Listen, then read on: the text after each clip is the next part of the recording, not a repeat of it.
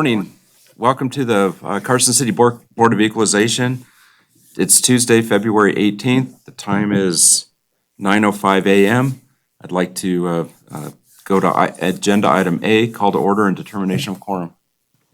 Chair Block. Here. Member McFadden. Here. Member Rasner. Member Simmons. Here. Member Wilson. Here. A quorum's present. Great, thank you. So I'll start off with item B, public comment. The public is invited at this time to comment on and discuss any topic that is relevant to or within the authority of the Carson City Board of Equalization. No action may be taken on a matter raised under this item of the agenda. Is there any public comment that's not on the agenda? Seeing none, before we move on to item C, I believe that we're going to hear agenda item E for Tahoe 4 LLC prior to the Christina Court Limited Partnership. Is that correct, Mr. Assessor? I apologize, sorry. Dave Dolly, Carson City Assessors. We do have an amendment to the agenda, so we would like to actually hear item E before we hear item D this morning. Okay, great. So on to item C for possible action, approval of minutes from the February 11th, 2020 meeting. I make a motion to approve the minutes of February 11th, 2020. Okay, we have a motion. Do we have a second? Second. We have a motion and a second. Do we have any comments, questions, clarifications on the motion? Seeing none, all those in favor signify by saying aye. Aye. Any opposed? Hearing none, motion carries. Now on to agenda item E for possible action, hearing, discussion and possible action on a petition for review of assessed valuation of Tahoe 4 LLC. Various locations on Unicorn Drive, Draco Way, Morgan Mill Road, and Caribou Drive. APNs 008-522-23, APN 008-522-24, APN 008-522-25, APN 008-522-26, APN 008-522-28, APN 008-522-29, APN 008-522-30, and APN 008-522-31. If the assessor would present it, and then we'll have the appellant come up. Well, Mr. Chairman, if we could, we'd like to swear in the people who are going to be hearing or testifying today. If you're testifying today or a member of the assessor staff, please raise your right hand. Do you swear that the testimony that you're about to give is the truth, the whole truth, and nothing but the truth under penalty of perjury? I do. I do. Thank you.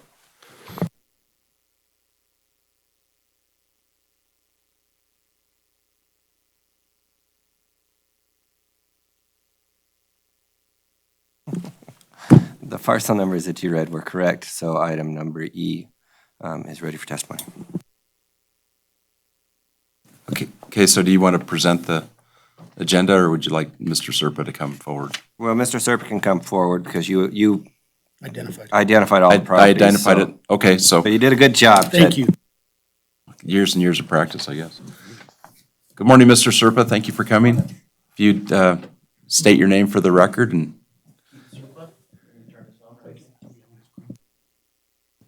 There we go. Keith Serpa, I'm the property owner.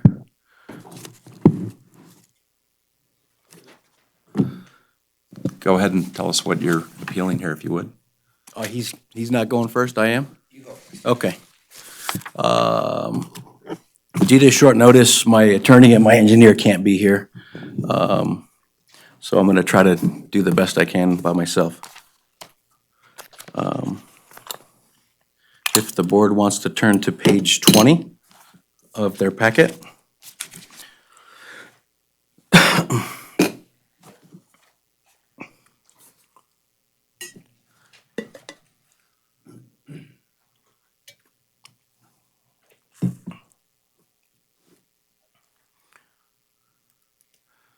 You guys there?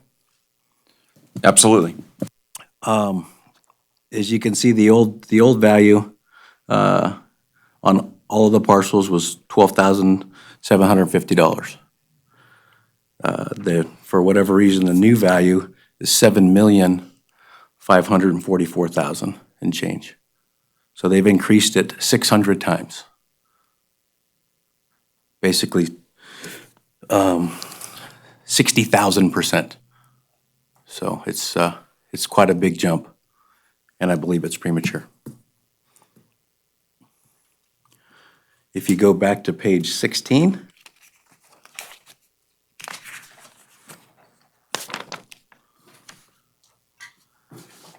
the very first paragraph on that page, the preceding the zoning changes on lot line adjustments, the totality of the land was given minimal values based on the understanding that all the property was previously a landfill, the soil was contaminated, and the remediation was necessary prior to any change in use. There's been no improvements on the property. The only thing we've done is change the zoning, went in for a tentative map. None of the remediation's been done. So there's been really no change on the property outside of the APNs being changed and getting a tentative map.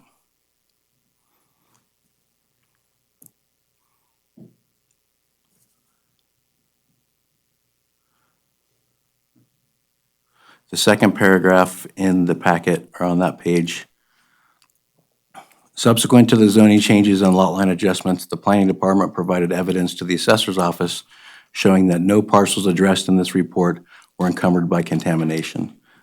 There's no evidence of that in the packet that I can find. Zero. So I don't know where they're coming from on that one.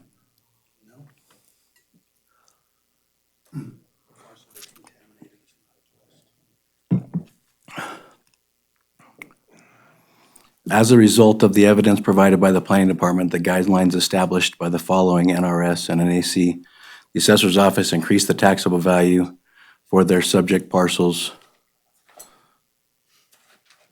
for the 2020 and 2021 fiscal years because the parcels addressed in the report were undervalued. As I said, there's been no improvements to this property. It's the same property. It's been the same for 40 years. Yes, we are trying to improve the value. We're trying to get it developed and hopefully sold to a builder, but we're not there yet. Increasing the value by this much puts a hardship on me because it doesn't create, until I can sell it or develop it, I don't see how it's worth anywhere near what they're saying.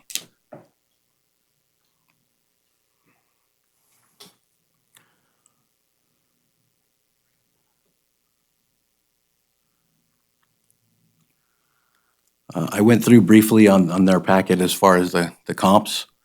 None of their comps are adjacent to or are a former landfill. In my opinion, none of those comps actually are comps, not true comps.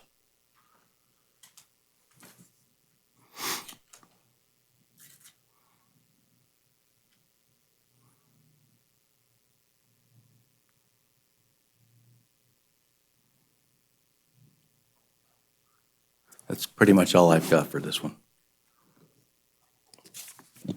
Okay. Mr. Assessor?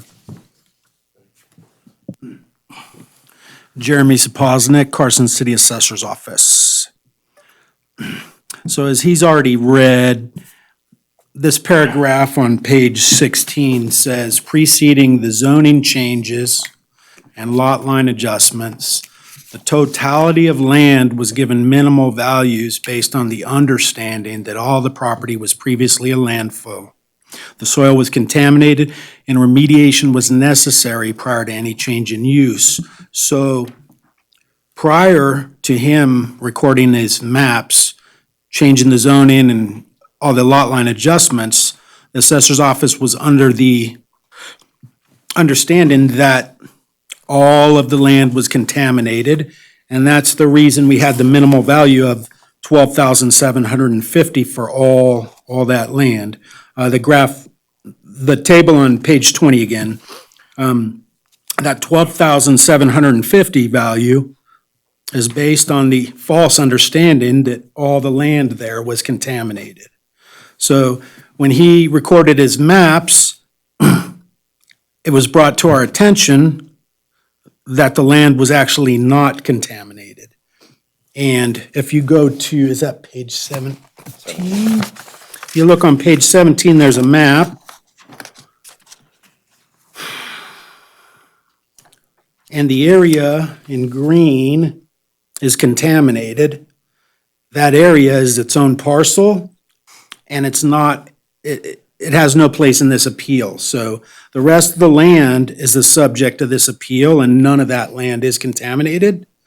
So since he changed the zoning and made a bunch of lot line adjustments, we had to revalue the property per NRS 361227, which is on page 16. And what it really comes down to is the new maps, the new zoning, put this area on our radar, and we reevaluated the values that were given to it in the past. And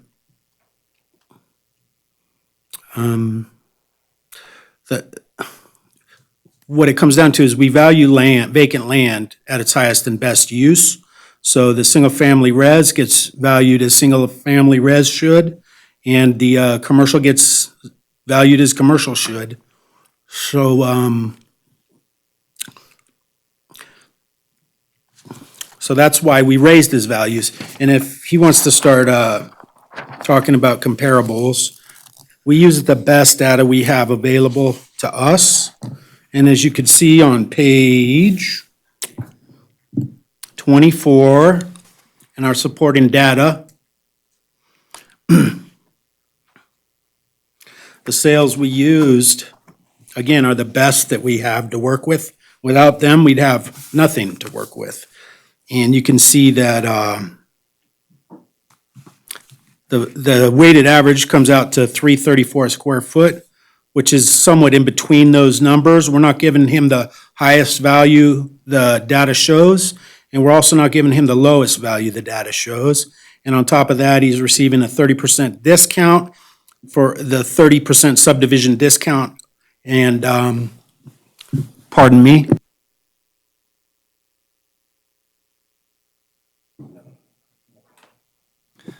If I might, can I ask a question of the appellant? Absolutely. Mr. Serpa, what do you expect to be the timeline for the development of this property?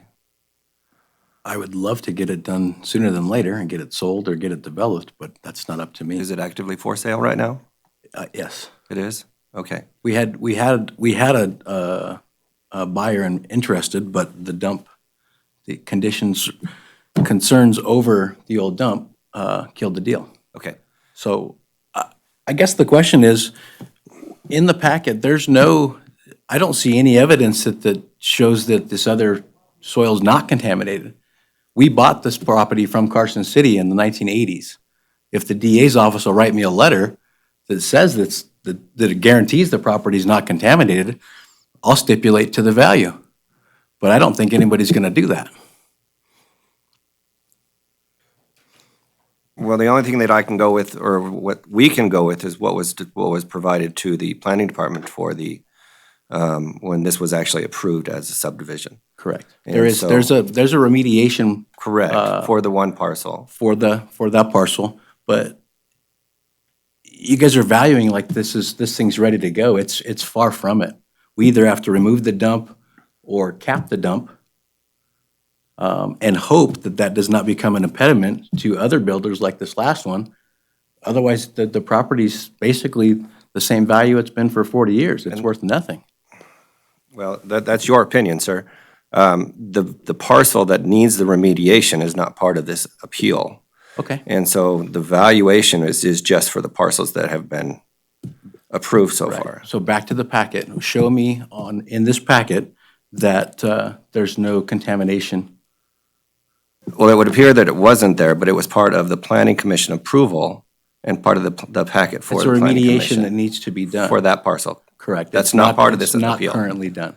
That's not part of this appeal. Right.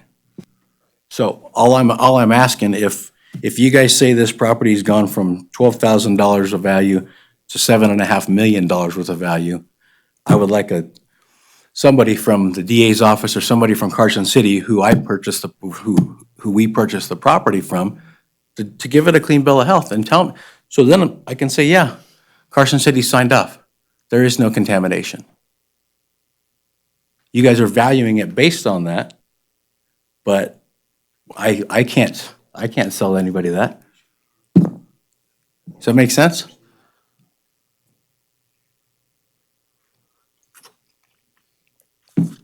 None of the comps in the package are a prior landfill or adjacent to a landfill. I don't think the comps are even close. And we still have the issue of remediation of the property directly adjacent to the dump.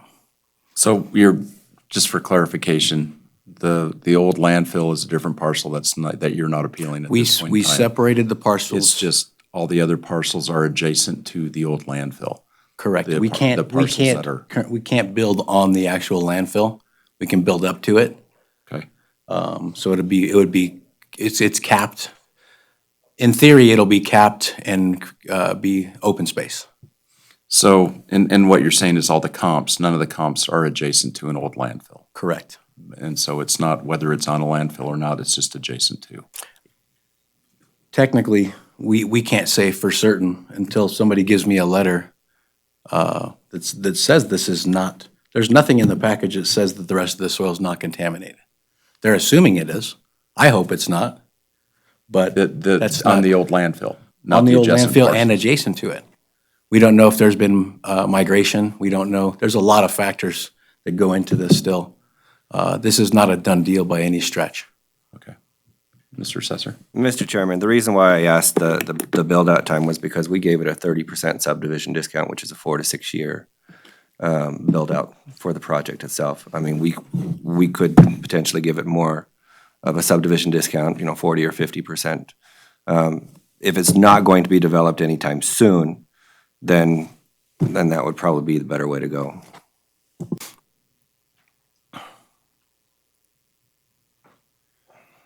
Okay. Any board member questions for the appellant or the assessor? Joe? Mr. Serpa, could you tell me how much you have it listed for currently? I don't know. I don't recall.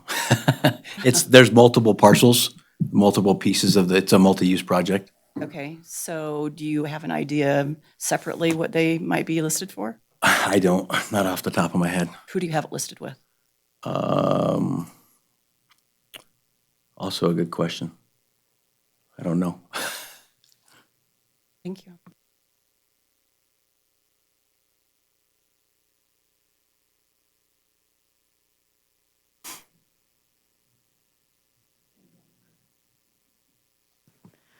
When you purchased the property, were you looking at development at that time, or, far in the future, or? When this property was developed, when it was purchased, I was in junior high school. So my father bought it at an auction from Carson City with the landfill on it. Carson City asked him to purchase it. There was a subsequent lawsuit regarding the dump. He felt that Carson City misrepresented themselves. I don't know if is that in the package? When purchase date? The dump, there's a lawsuit that happened after the purchase. Carson City agreed to, if we moved the dump, I'm kind of summarizing, I might be a little bit off. They allowed us, if we moved the dump, they would take it at the new dump. So it's a substantial cost that we haven't incurred yet because we don't know if it's going to work. Has any testing ever been done on the soil on your property? Yes. The dump is still there. They were concerned with the compaction. But more so people looking at purchasing the property are concerned with migration from the old dump into the approved, the developable land. That's what killed the last buyer. But has there been any actual soil testing? There was soil testing, and we have a study from McKinley and Associates. They have a theory that we can cap the dump, but it's not 100%. Thank you. So from her question, the developable land adjacent to the old landfill, that part has not been tested, but the landfill has been tested? I couldn't say exactly how, when we split this up into the parcels, I can't say exactly where it was tested. I don't know specifically where the dump is a concern, obviously. Wasn't this the same land we talked about a couple years ago when we set this valuation on it? I don't recall. We didn't hear it before, Dave? No, that's probably. I thought this was the same property. No, sir, that was the property along Arrowhead Drive. We had several parcels at that time. That's why we had Mr. Serpa here. Different Right, land. you're- I believe it was the land along, by the golf course and along Arrowhead Drive. Yeah, this land's been developed, has been valued the same for a long, long time. I understand that, I'm very hopeful that it will become as valuable as they say, but as it sits today, I've not been able to create any more value. Especially not to this level. Okay, for the assessor's office, you talked about to your recommendation to go from $1,774,000 to $1,241,800 to reflect a 30% subdivision discount. And that's a 4 to 6 year. Is that what you were saying? Is that for just that one parcel?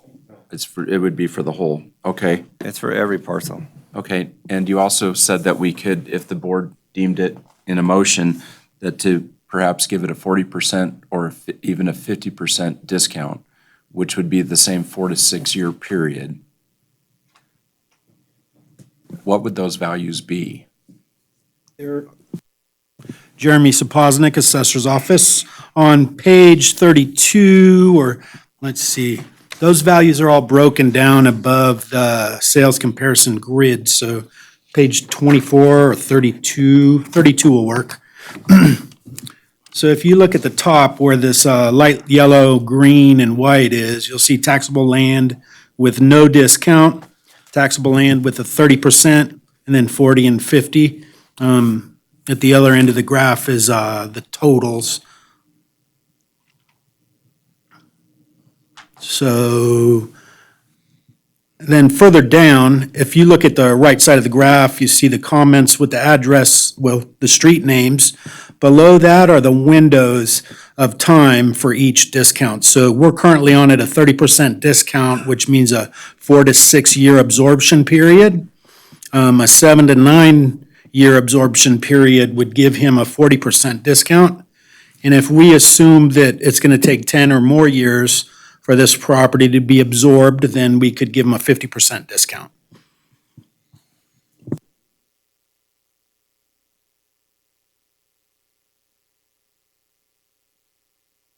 Okay, appreciate that. Any more comments, questions by the board?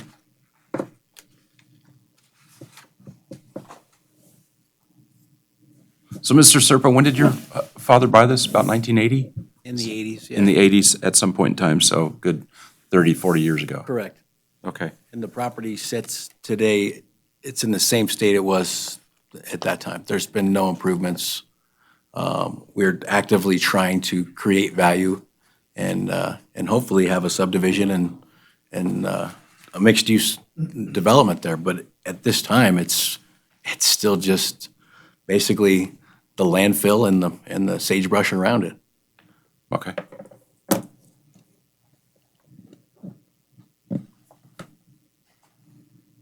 Roy, it looks like you have a question. No question? Even at a 50% discount, that's still, I mean, it's a huge increase in the taxes. I know it doesn't fall under the cap because they're all new APNs, but it creates a big hardship. So it's just, I'm, like I said, I'm very hopeful that this property becomes valuable, like they're saying it is. But as it stands today, it's not even close. Mr. Assessor, when they did the lot line adjustments and went in front of the planning commission, they created this as if it was almost a brand-new owner, or it was, did it change the use, or what created is it considered not to be based under the tax cap of 8% for commercial property? How did that fall into place with the planning commission? Correct. What happens is they change the actual and authorized use, and once you do that, you change the property tax cap itself. And so, and again, the primary reason that the increase happened was because for the last 40 years, it was assumed that the entire area out there was contaminated. And then when they went to go get the approval and the lot lines changed, they notated per this document that for some reason we didn't include in our package, I apologize, but that the only one parcel needed any kind of remediation on it. And so that's why the value changed, and that's why it was increased so much, because they just went and did this, so. Okay. I would be thrilled if the DA's office or somebody would just put that in writing, because then we bought the property from Carson City. So if they're saying it's good to go, write me a letter and I'll stipulate to that value, absolutely.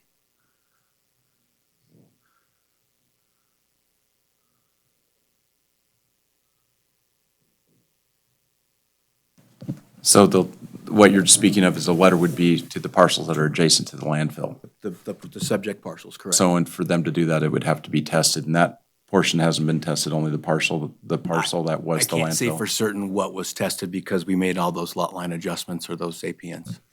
Okay.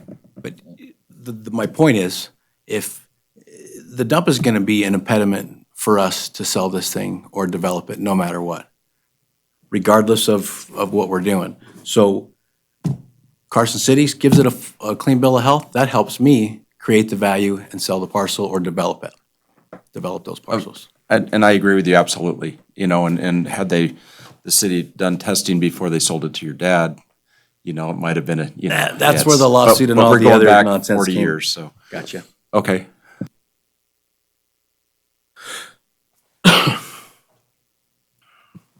Were the parcels purchased together They were one parcel. originally It was one, I believe it was, and correct me if I'm subsequently wrong. divided? We subdivided it for the development, for the tentative maps and approvals. And this was done fairly recently? Last year or two, I think. And until that time, it was one big? One, correct. I don't know for sure if it might have been a couple pieces, but I think it was one. Thank you.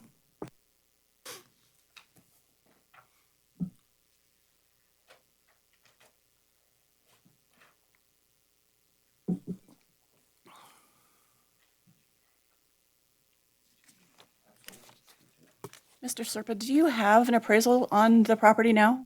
Do you have anything you had to list it, you had some type of idea of what it was worth? I don't know. I think we may. I don't know. When I say we're actively trying to develop it to build the value, and I mean, I don't have it, I might have misspoke. I don't have it listed with like a realtor. We go out to different builders and try to encourage them to come take a look at it. So But you don't have a listing agreement? I don't actually have a listing agreement. If I misspoke, I apologize. That helps. How much did he originally buy it for? Good question. Way You know that? before me. Unfortunately, our records don't go back that far. Okay.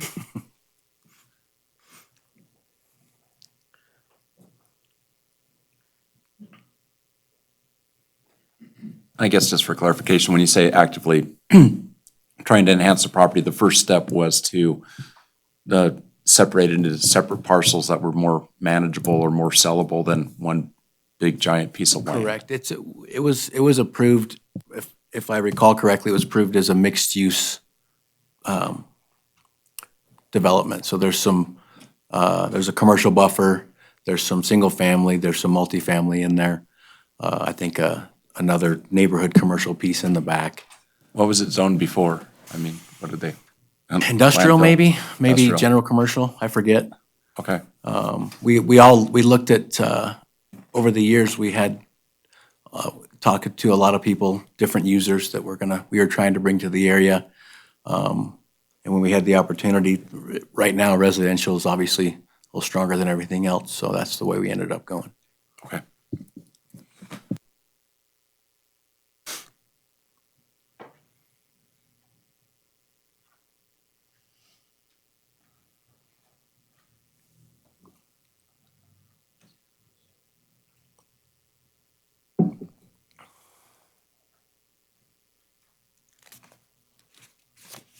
Any thoughts from the board? I mean, it's kind of the pitfall of when you change zoning or when you do any of those things, how the caps go away and it's almost like an unintended consequence. Absolutely. But it's, Everything we've done to try to improve the value of the property to make it developable or sellable was done by us. So it's on us, but the consequences are that we created these APNs that are not under a cap, and now my property taxes went up 600 times. It's okay, you don't have to.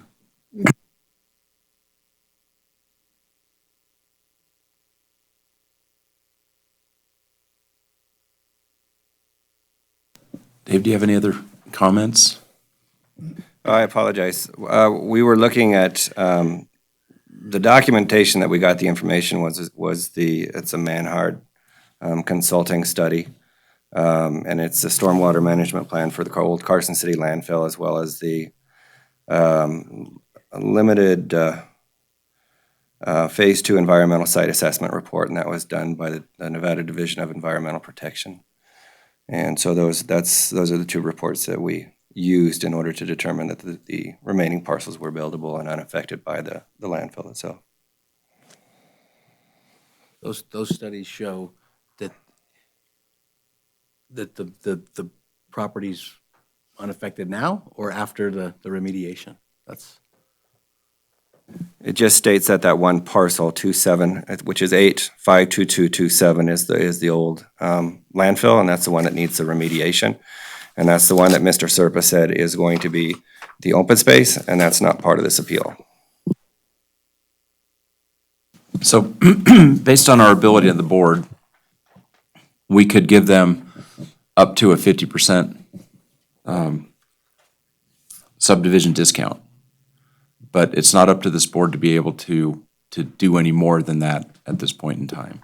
Mr. Chairman, that's incorrect. I mean, you can set the value for this parcel. You can determine whether you want a larger subdivision discount given to this parcel. I mean, you have control over it. Okay. That should make it easier for all of us.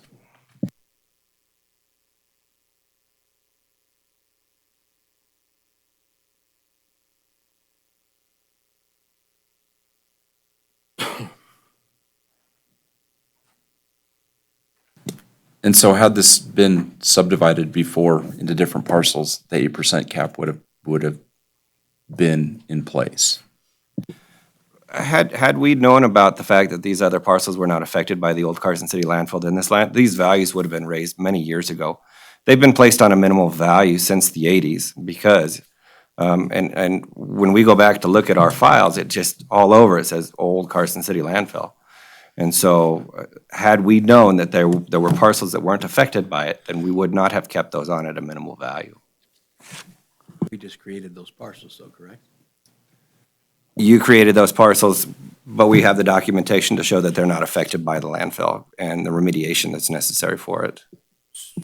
So back to my point, if my family purchased this property from Carson City, if all of the property, not just the dump. So if Carson City, the DA's office will write a letter that says the other property is not contaminated, I'm good with the value. If they're not, then we need there needs to be an adjustment, a substantial adjustment. No, I agree with you, but also the assumption by the city is the whole thing was the landfill at one time until you Correct. just determined to divide it up to where was the original landfill, which is not part of this appeal, and these adjacent properties. Correct. So the assumptions ever since your father bought this was that it was all contaminated landfill, Because it was probably. one parcel, correct. Right, and the chance or the risk, if you will, is that it was all landfill or was not all landfill. I mean, I get the whole thing of why to buy the property and things like that. Correct. And what we're determining here is, once you made it into separate parcels and everybody's, I guess, somewhat agreeing that it's adjacent to the old landfill, but was not part of the old landfill.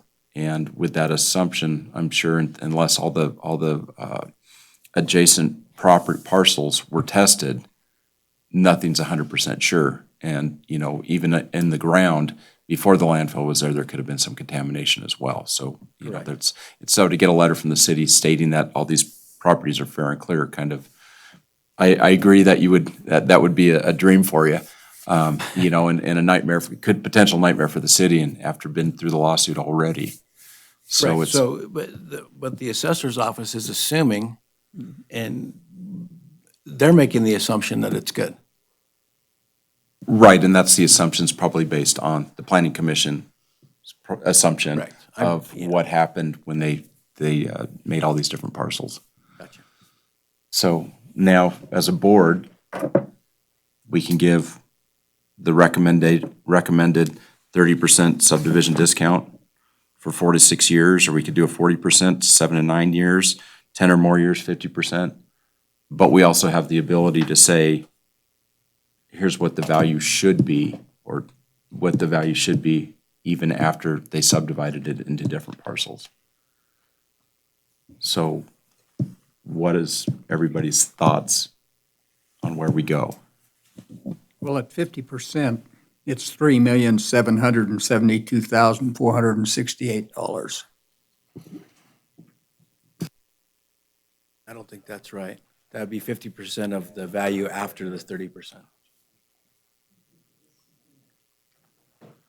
They've already taken. If you look at page 24, the calculations are there.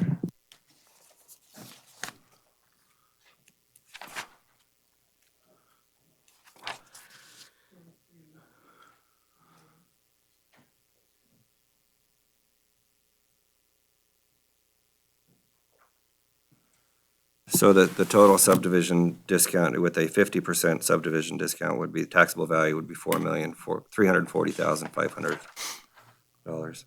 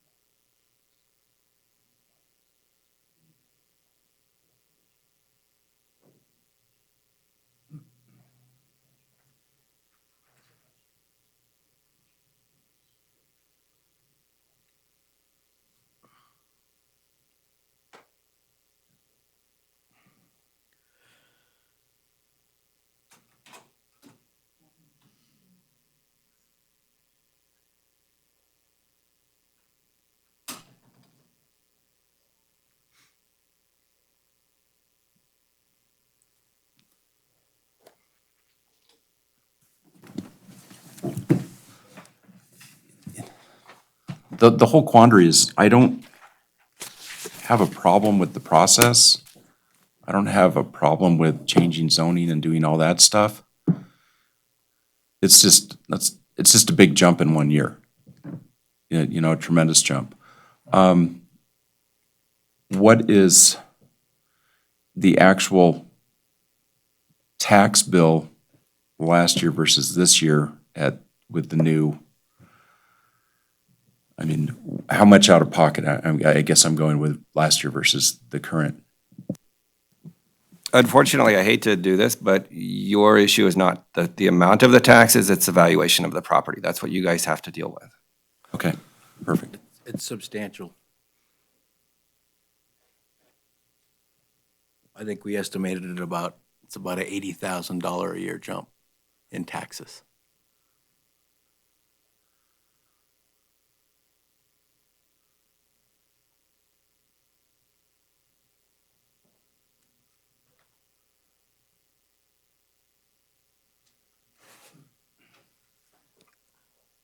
I think Carson City is going to get their taxes eventually as we proceed, as we develop, or as we sell. But as it sits today, it's way too much.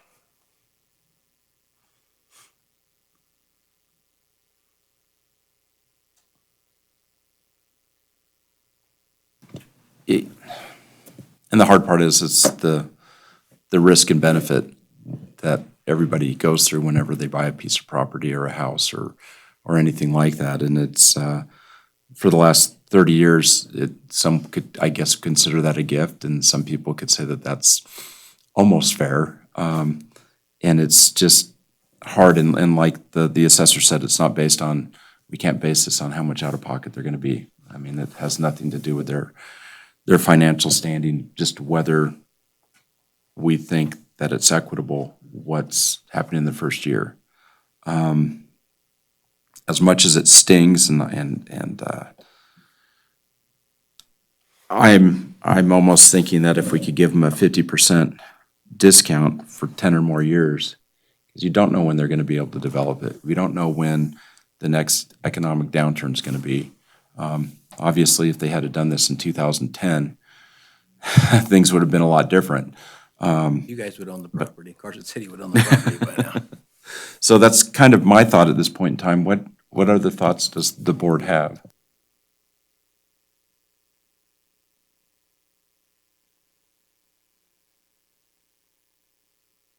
For years, you've got the benefit of having a lower amount of tax. And unfortunately, you don't have your attorneys here to help you with additional things that you were concerned about. You do have the ability to go to the state in March, to do this. I think the 50% would be a good place to start, but I think you need to recuse yourself. So I'm going to withdraw my vote per NRS 281.420. Requires me to disclose a conflict of interest and obtain my vote because of a disqualifying conflict. In my private capacity, a relative of mine has a business relationship with the applicant.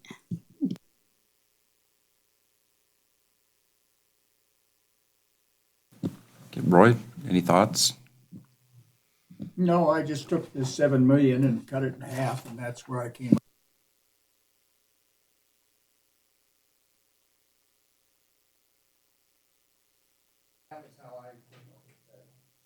With the figure that I came up with was because of that.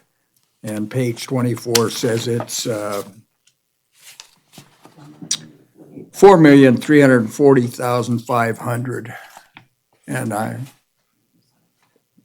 that's what Mr. Dolly said.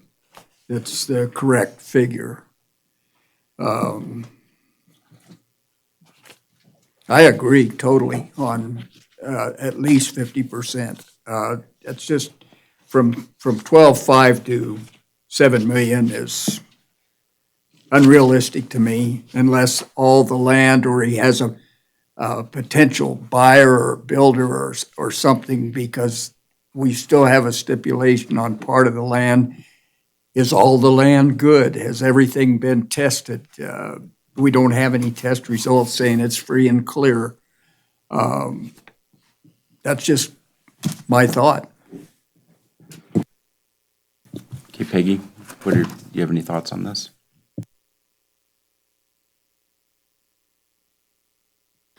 Is it possible to go more than 50%? Absolutely.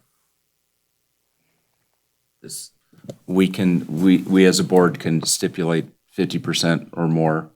We could stipulate that the value stays the same for the next taxable year. We've got the whole range from keeping it where it is, the taxable valuation where it is today, to $8 million as it is in the thing without any discounts. So that is in our purview to do that.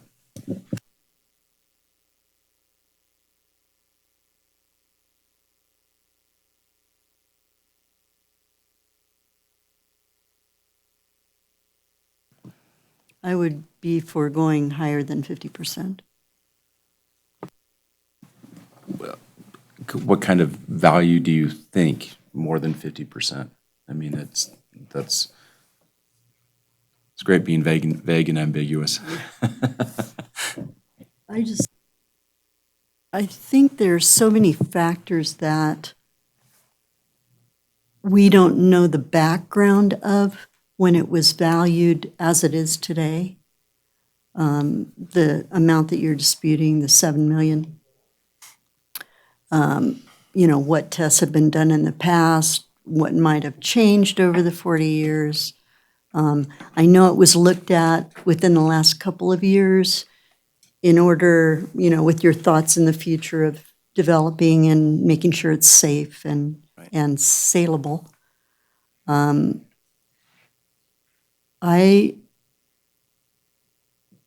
thinking along the line of 70%. Okay. And I haven't got a calculator to figure out what that would be. I'm guessing around the 3 million range.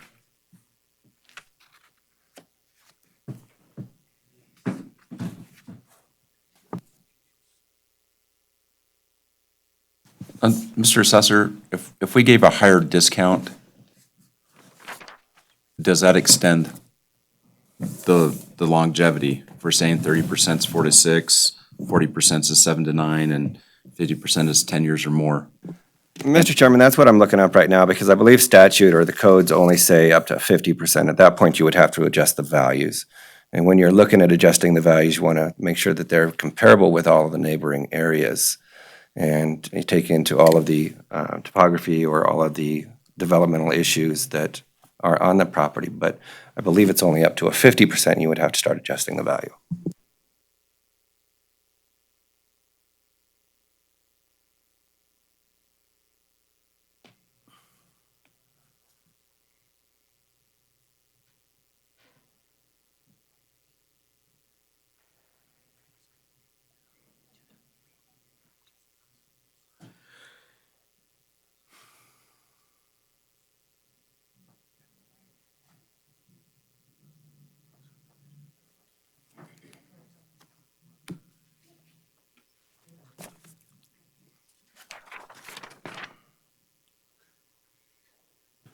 Mr. Chair, Ben Johnson, Deputy District Attorney for the record. I just wanted to make sure that there aren't any conversations going on that aren't open to the public up on the bench, and also just to remind Member McFadden that she's recused herself, so.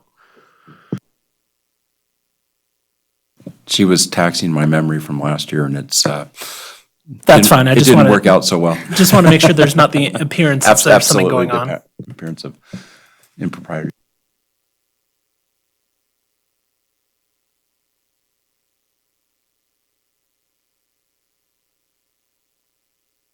Okay, Mr. Chairman, I apologize. NAC 361-1295 states that 10 or more years, it's a reduction of 50%. So if it's more, if you want to give it more than a 50% subdivision discount, again, you would have to start looking at the valuation of the property itself.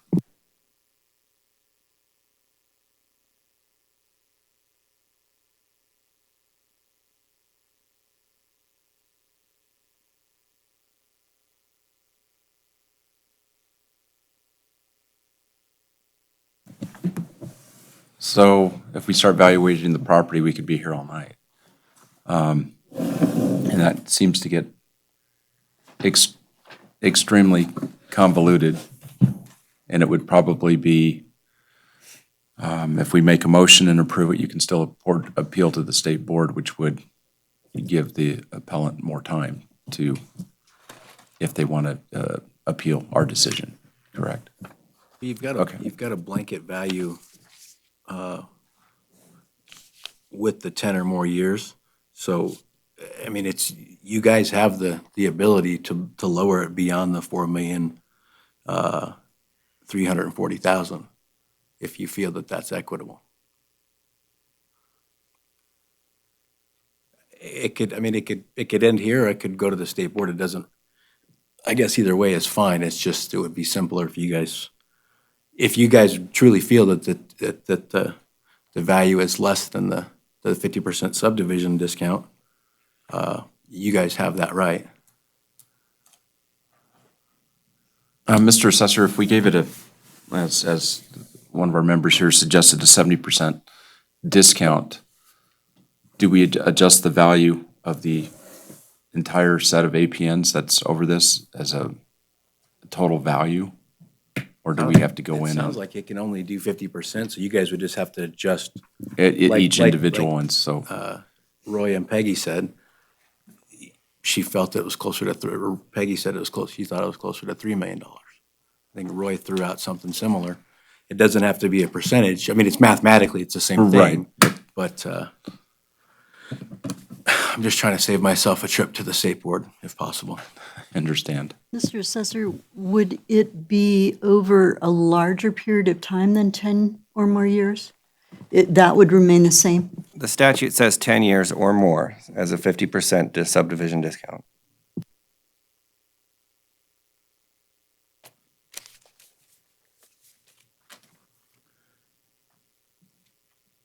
Okay, well, I want to entertain a motion.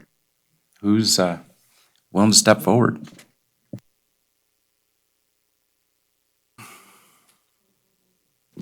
Okay, so Kim is saying I need to clarify. So if you want to lower the original amount of the valuation, so for instance, sorry, I didn't bring my granny glasses. I don't, It's right here. okay. You want to read them? So for parcel number like 008-522-23, we have a taxable value of $828,000. If you want to lower that to a certain amount and then give it the 50% subdivision discount, you can do that. Does that make sense? So if you look on page 24, on the data office sheet, the numbers on the top, so these are all on at 70,000 an acre. So if you want to lower it to 60,000 an acre, we could do that, and then give it a subdivision discount of 50%. We can do that. We'll do what you tell us to do.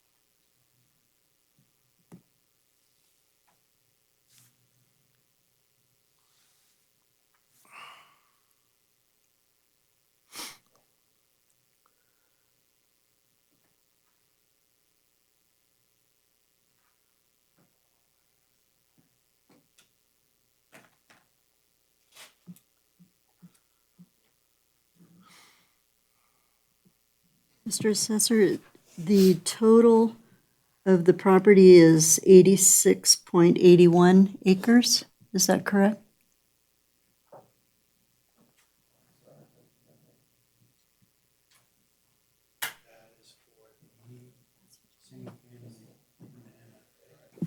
So this portion itself is for the single-family and the multifamily apartments, or multifamily attached. But the total of the land, Jeremy Sapoznik, the assessor's office. So for the single-family residential and the multifamily apartments, the total acreage comes in at 86.81. And then you can add 13.33 for the general commercial zoned land.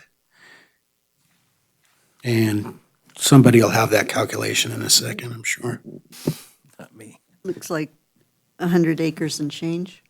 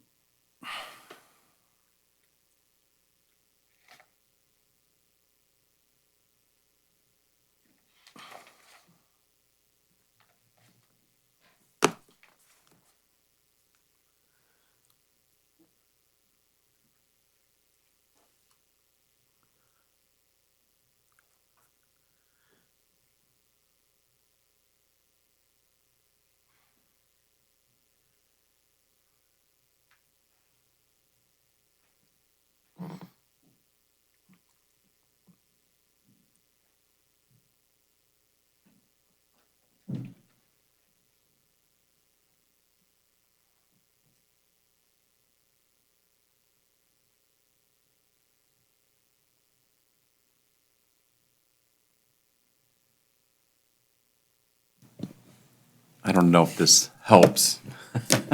Thanks, Mr. Serpa. Anyway, just, we can decrease the assessed valuation and give a discount on that assessed valuation. Or we can accept the assessed valuation with a discount up to 50% for 10 or more years.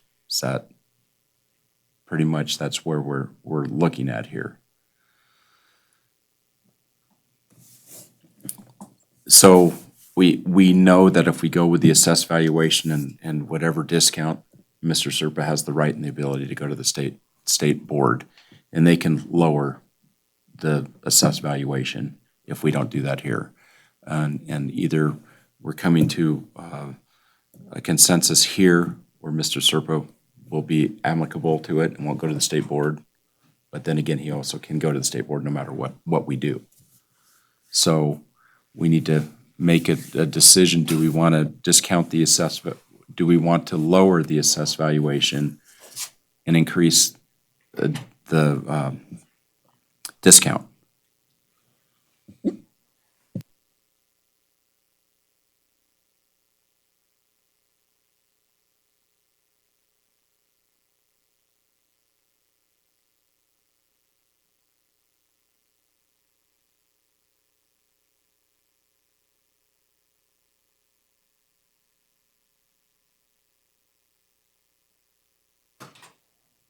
So I guess I'll ask the assessor this, before they did the subdivision, what percentage increase was this of assessed valuation from last tax period to this next one, Percentage?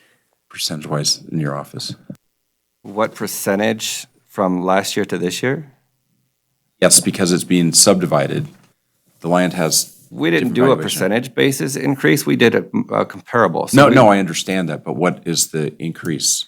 Is there an amount of what they were being, the assessed valuation before you did all the comparables to what it is now after it's been subdivided? It was Is there- placed on a minimal value, which means it had really no value because of the landfill contamination. Right, but now it does have value. So we didn't value way it to based on a quantify that? percentage increase. Okay, Again, it's No, I'm just just- strictly based on comparables of Right. other similar types of property. and I'm just trying to assess in my mind what that increase. 60,000, 60,000%. Okay, We did the math. 600, it's 600 times what it was previously. I guess that's the question. Do you guys think that's equitable? Again, the question is not whether the increase itself was equitable. The question is whether the property is equitable to the other properties near it and of similar types and characteristics. right. That's based the on- equalization. Based on equalization, exactly. Thoughts? Peggy? Was the 70,000 per acre valuation based on the area surrounding it, the parcels surrounding it and their uses? Jeremy Spoznick, Assessor's Office, no. It was based on what? those values are based on the comparables in the sales grid. So on page 24, the values we gave this land is based on the data inside of this grid.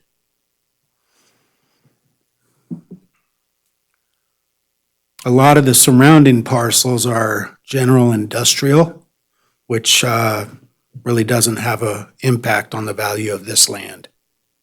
Not a positive one.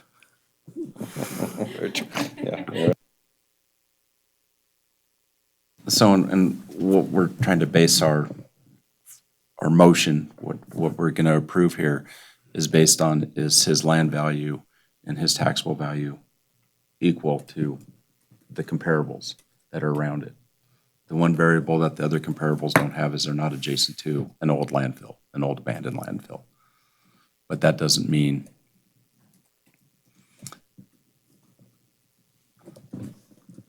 so we need to, that's the tough question. And the 70,000 per acre includes the 30% subdivision discount?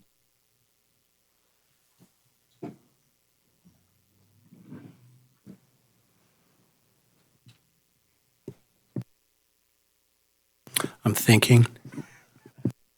It's highlighted in green. I'm just talking about reducing the taxable value. Still on page 24.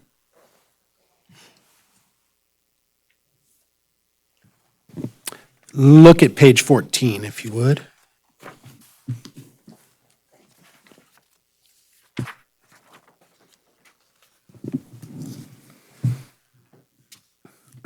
So in this colored graph, the yellow parcels, self-explanatory, SF6. Then you see TV. That's the taxable value with no discount. Then you'll see AV, which is the assessed value with no discount. Then you'll see the TV minus 30%, which is the taxable value minus 30% subdivision discount. So that TV column gives you the current taxable 100,000 an acre. current taxable value, which is at 100,000 an acre. So that 100,000 minus 30% gives you that 70,000. Is that helpful? Yeah. Yeah. Yes. Thank you.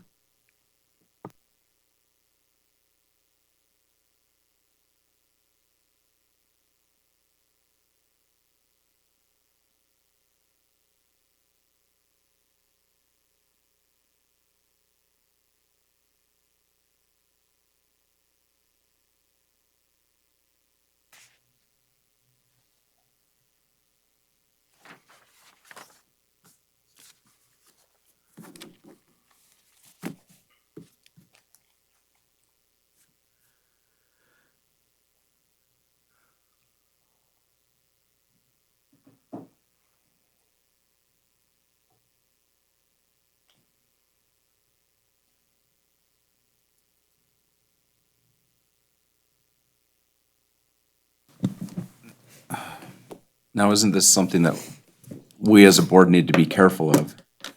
Because if we're lowering land values and everything else, the comparables, we're giving them a valuation higher than what this is. Does that create an issue, or is this a non-issue for this discussion? Well, it's an issue, but you also have to take into account the condition of the property itself. I mean, what is it gonna do? What's it gonna take to develop it, to actually put some of the utilities in, put the streets in and so forth. And so you need to look at the comparables to like the utilities itself. A lot of the comparables, already have the sewer and water near it.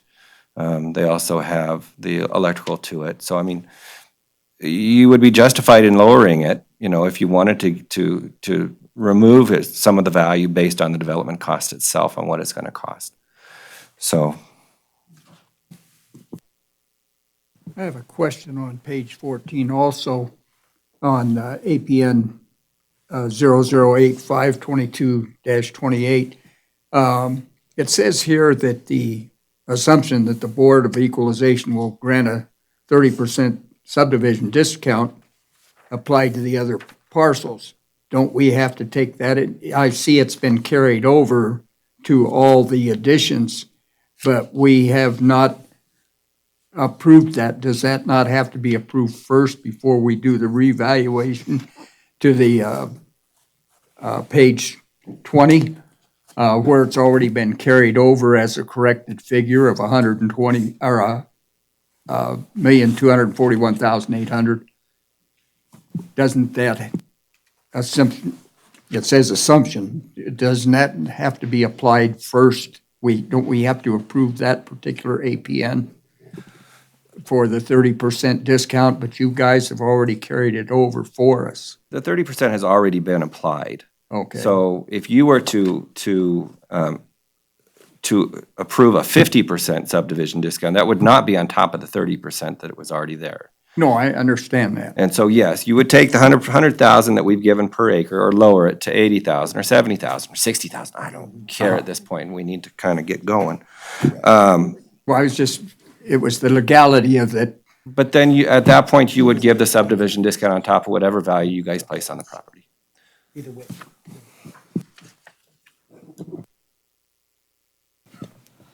So, okay, I guess we're, here we are. We need a motion. And Mr. Chairman, if I could, just real quick. Absolutely. So I'm going to throw one more muddy into the water here. So parcel number 008-522-28 inadvertently did not receive the 30% subdivision discount.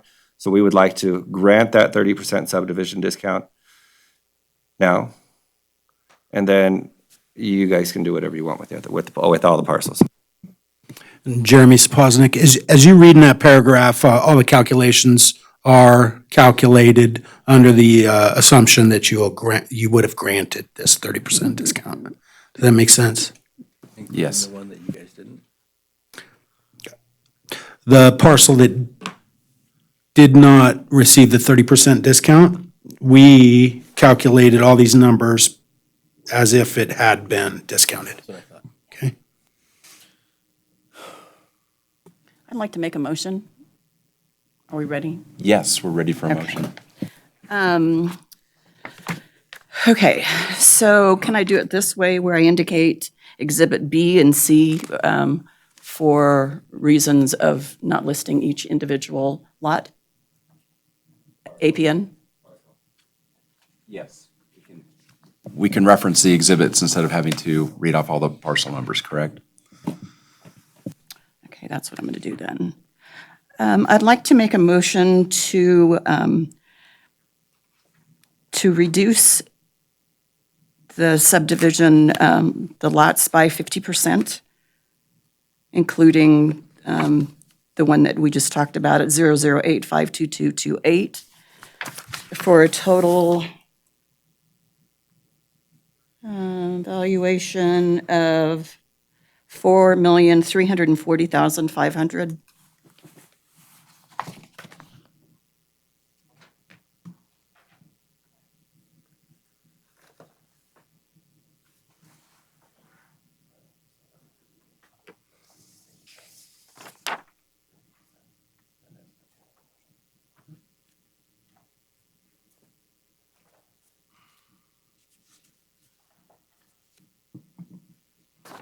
So then we have, just for our own clarification, you want to increase the amount of the subdivision discount to 50%? That's correct. For the parcels that are zoned single-family 6,000 and multifamily attached. Yes. And then we have two parcels that are zoned general commercial. That would be parcel number 008-522-29, 008-522-30. What would you like to do with those? That would be page 53.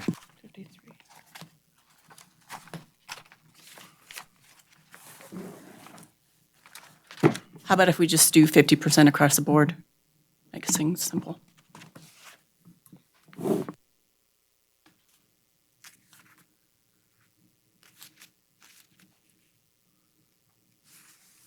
So your motion is to decrease the valuation the assessed valuation of all the APNs listed at a 50%, reduce that by 50%, and then do a 50% discount, subdivision discount for all of it as well? No. Just for the SF6, the single family and the multiple family? 50% discount. Right, so the assessed valuation of all of it by 50%, and then a 50% discount. No, just 50%. Instead of 30% when they were indicating. Okay, so you're not wanting I'm to not decrease decreasing them. value. Okay. So the motion, from what I understand, is we're giving a 50% subdivision discount to all of the parcels that are listed. I don't think you can do a subdivision discount on the commercial. Can you? No, you're good. Continue. Okay, we have a motion. Do we have a second on the motion? I'll second it. Okay, we have a motion and a second. Do we have any further discussion on the motion? Mr. Chair? I Yes. just want to clarify the motion. Is it a 50% discount on all of those APNs listed? Can I word it that way in Yes. the minutes? Yes. Thank you. Okay, seeing no discussion. All those in favor signify by saying aye. Aye. Any opposed? No. There's none opposed and one abstention. There's unanimous except for the one abstention. Four yes, one abstention. Mr. Serpa, thank you so much for coming today. Thank you. You have the ability to appeal to the State Board of Equalization, and those dates are, Deadline is March 10th. Very good, thank you. have a good day. Enjoy the weather.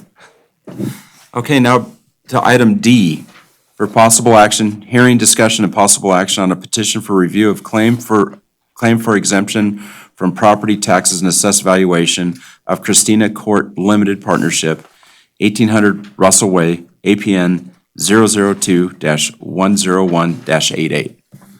Mr. Chairman, can we just take a couple-minute break so we can get the other party on the phone? Yes.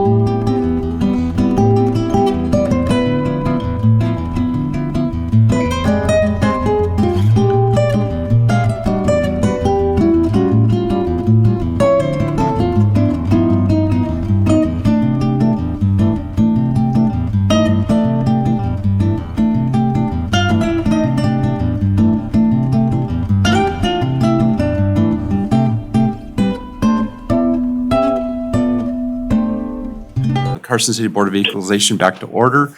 And first, before we go to item D, we need to swear in the appellant. Ben Johnson, Deputy District Attorney for the record. Could the person on the phone please stand and raise your right hand?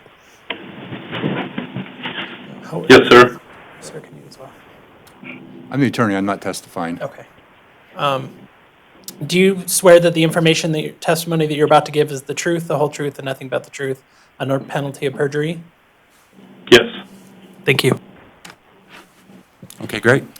Good morning. My name is Michael Matuska. I'm an attorney in Carson City. I'm here. I know some of you in the room today. I don't know all of you, but thanks for inviting me. I'm here today on behalf of the Christina Court Apartments. That is a low-income apartment development. Kent Merzlock, representing the client, is on the phone with us. Even after the appeal was noticed and the record was assembled, there still have been some communications with the information back and forth with the assessor's office. Am I able to supplement the record at this point? I've got 3 things I would like to put in the record. Yes. I brought an original and 7 copies. I hope that's enough. How should I distribute them? Want me to just pass them out?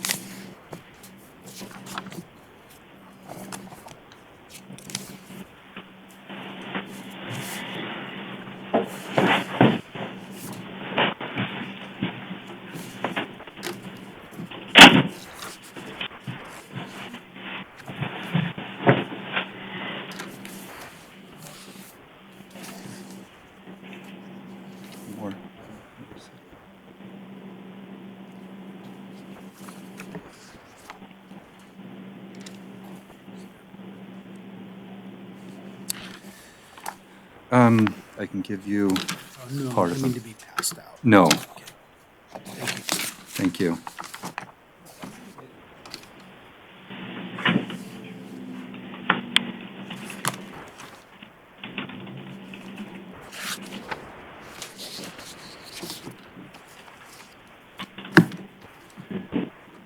I don't know that these will actually influence our decision today, but I just wanted to make sure that our record was complete. The first one is just a little background information from the Navajo Resource Center, summarizing low-income housing. The second one is an email from the assessor's office, which attached an email on January 29th of this year, which attached the application for property tax exemption. And the third one is kind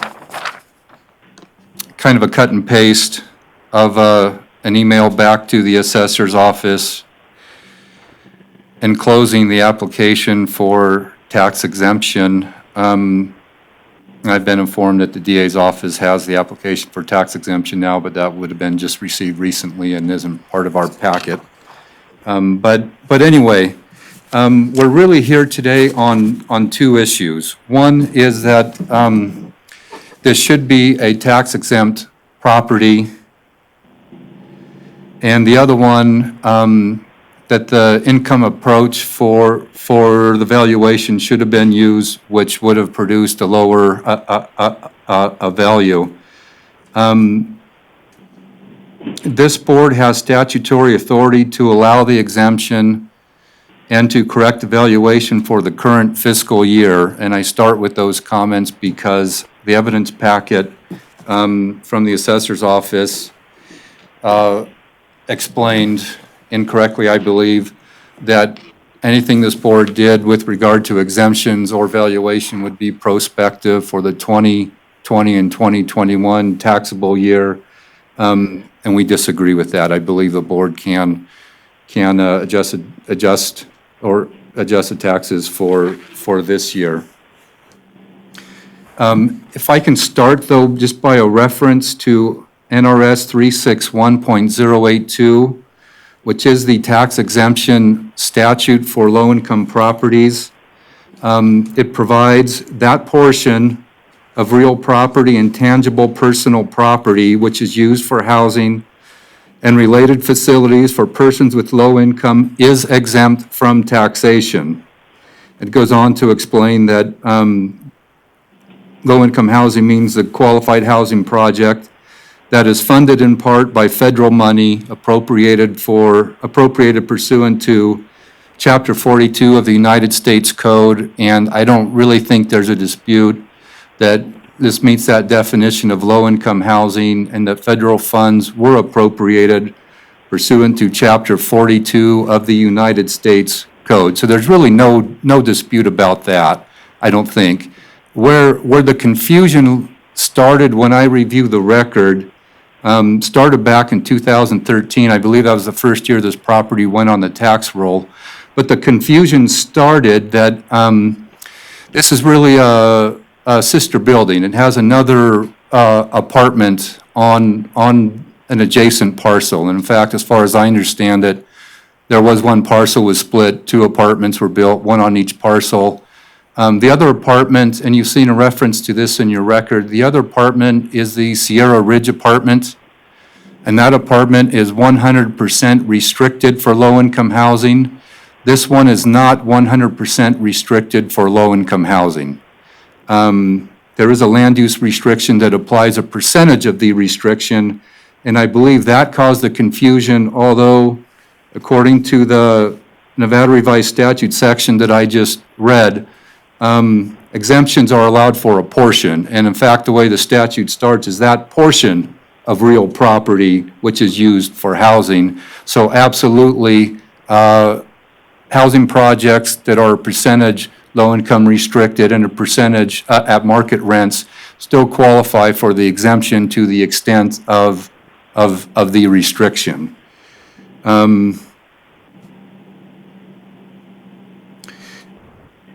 When I review the evidence packet, I see a few errors that I think have caused the confusion here. The first error, as I mentioned, was the citations to NRS 361.155, which in the assessor's evidence, assessor explains the Board of Equalization can review, the assessor's packet submits that the exemption can only apply for the 2020 and 2021 a fiscal year, and that's not correct. Under NRS 361.155, subpart 6,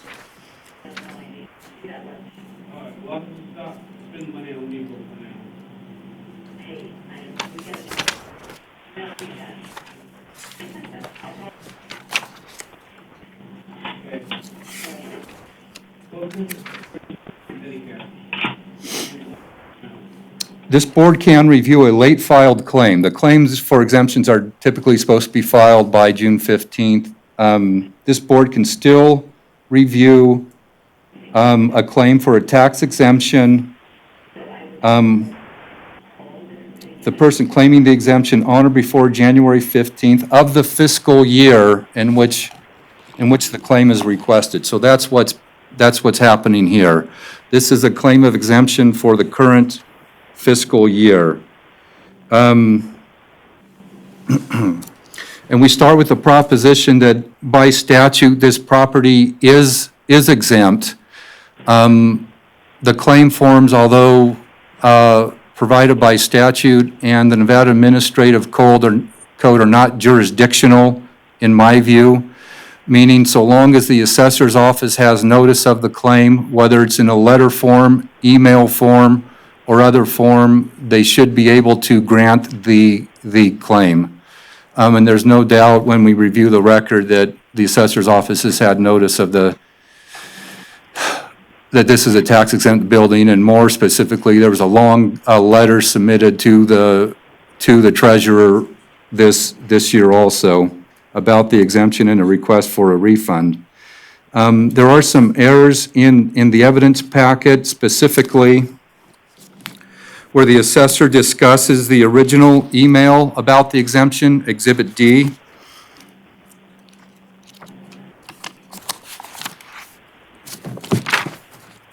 And if I can refer the board to that,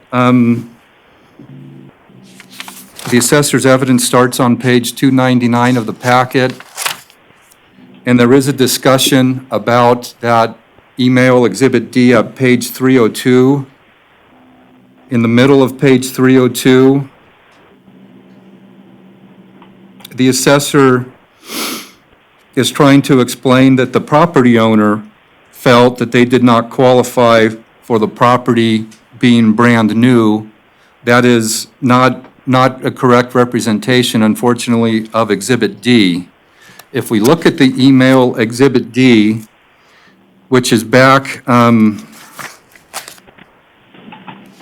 which is page 353 in the evidence packet, the representative, that's an email on January 4th of 2013. The representative from Christina Court is recounting a conversation with the assessor. And that's how this email starts. I would like to confirm our conversation regarding these properties. And we could go out of order here. Item number 4, Sierra Ridge. This property is exempt. As I was explaining, that's the sister apartment building that is 100% restricted for low-income housing. If you look above that, item number 3 regarding Christina Court, this property is brand new. We are leasing it now. This property will have low-income and normal folks. It does not qualify for tax-exempt property taxes because it is not 100% low income. That's not the evidence packet attributed that statement to the client. That's incorrect. The client is recounting the conversation with with the assessor's office, at which time they were informed that because this is not 100% restricted, it is not a tax-exempt building. And we've already reviewed the statutory authority, NRS 361.082. That's not correct. The exemption should have been allowed for the portion of the property that was that was restricted to low-income housing. I'm sorry, what was the date of that email? January 4th, 2013. That's 13. Exhibit Okay, D perfect. in the evidence packet. Exhibit D also explains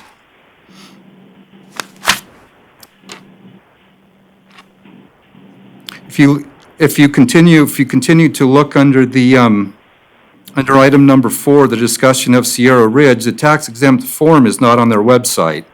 And I bring that up because, at least at this time frame, the forms were not available on the website, and property owner absolutely would rely on the assessor to provide the tax-exempt forms. And what's happening here is that the assessor is aware that Sierra Ridge is tax-exempt, but instructs them that Christina Court is not tax-exempt because it's not 100% restricted. And so no form was filed at that time. So no form, you mean no application was filed at that time in 2003? In 2013, correct. 2013, okay.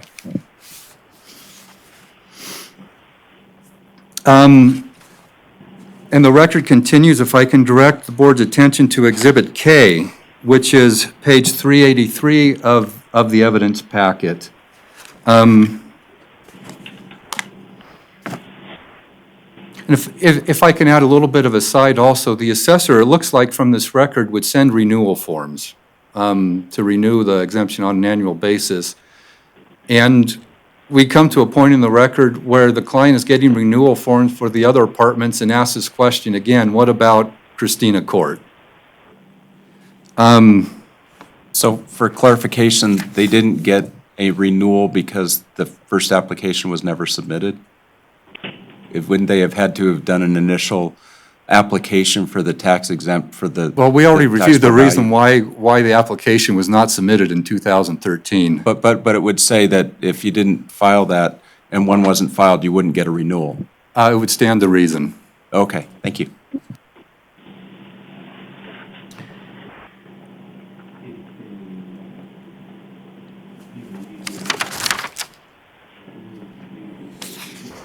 And Exhibit K is an inquiry about the forms again, and the response on page 384. I will be sending the request, that's for the rent rolls in April. Anyway, the third paragraph, the Christina Court parcel is not exempt. But this time, there's a different reason, and I'm on page 384. This time, there's a different reason. The Christina Court parcel is not exempt per the attached, the declaration of restrictive covenants running with the land were terminated as of March 2002. That's a mistake also. The history is that the original land use restriction imposed a 25-year restriction as low-income housing. That was recorded on October 5th of 2011. A second land use restriction was recorded on May 5th of 2012, which extended the term out 40 years. And then 5 days later, on May 20th, 2012, the owner released the first restriction. The second restriction has always remained. So this statement then, on page 384, Exhibit K, that the land use restriction, which restricted this development to low-income housing, the statement that that was terminated is a mistake. But that mistake continues in the record that was submitted here.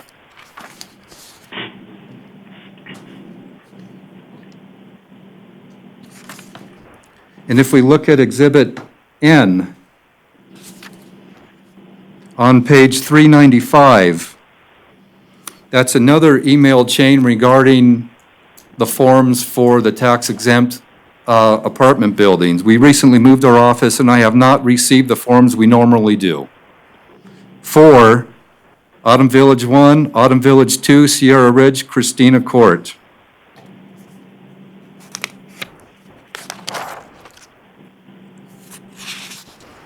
And then there's a follow-up. They were mailed on April 14th, 2017. You won't miss the deadlines. You have plenty of time. On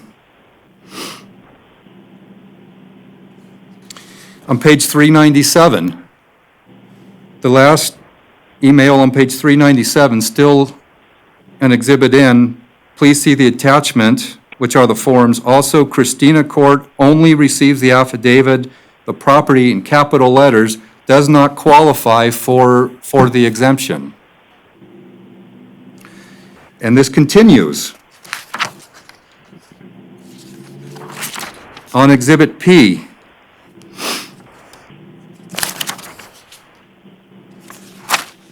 on page 403, Christina Court has not and is not eligible for the exemption per the following.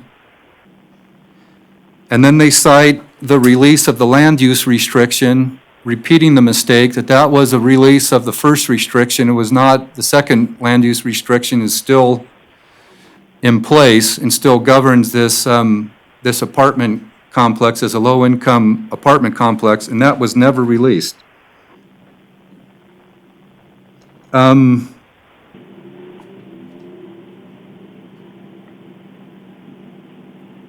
On page 16, this is the claimant's evidence.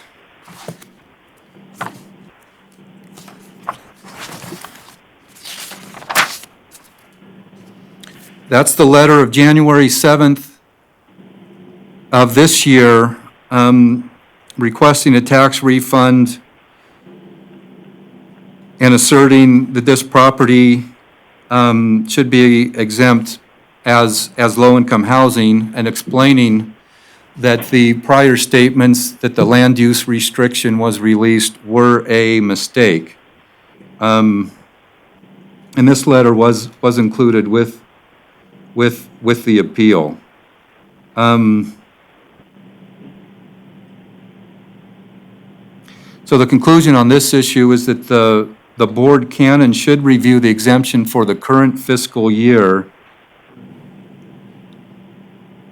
And our request would be to identify that there has been a mistake initially, that this would only get an exemption if it were 100% low income, and more recently, there's been a mistake, that the land use restriction was released. I can answer questions about the exemption issue, or I could move on to the valuation issue. The valuation issue, Do you have any of the board members have questions on what he's just presented? yes, It appears, since we have the initial declaration of restrictive covenants with the date of 2036, I believe it is, as the termination. The second one was to correct that. it extended Because it that, says 2062 correct. as the termination. I did a little bit of quick math. The first restriction, I believe, would have been a 25-year restriction, and the second one would have been a 40-year restriction. Mr. Merzlock is on the phone and probably recalls those offhand also if he needs to correct us, but that's what I see as a change. The And I would say it's not a unfortunate correction, it's a change. part is the timing, because the release of the declaration of restrictive covenants for the first agreement was done after the second agreement. Yes, it was. It was, yes, it was done 5 days after the second set of restrictions was recorded, and refers back only to the first set of restrictions. Other than that date, they're basically identical. It was a correction of a mistake, and Well, again, I'm not sure it was a mistake. It was whatever the decision was to extend the restrictive period. There's one other small difference. It's hardly worth bearing. The first recorded set, even though all the APNs are identified on the cover page, the legal description was not appended to the last page. So you probably will notice too that the second set of declarations changed the restrictive period out to 40 years and included the legal description on the last page. And that second set has never been terminated.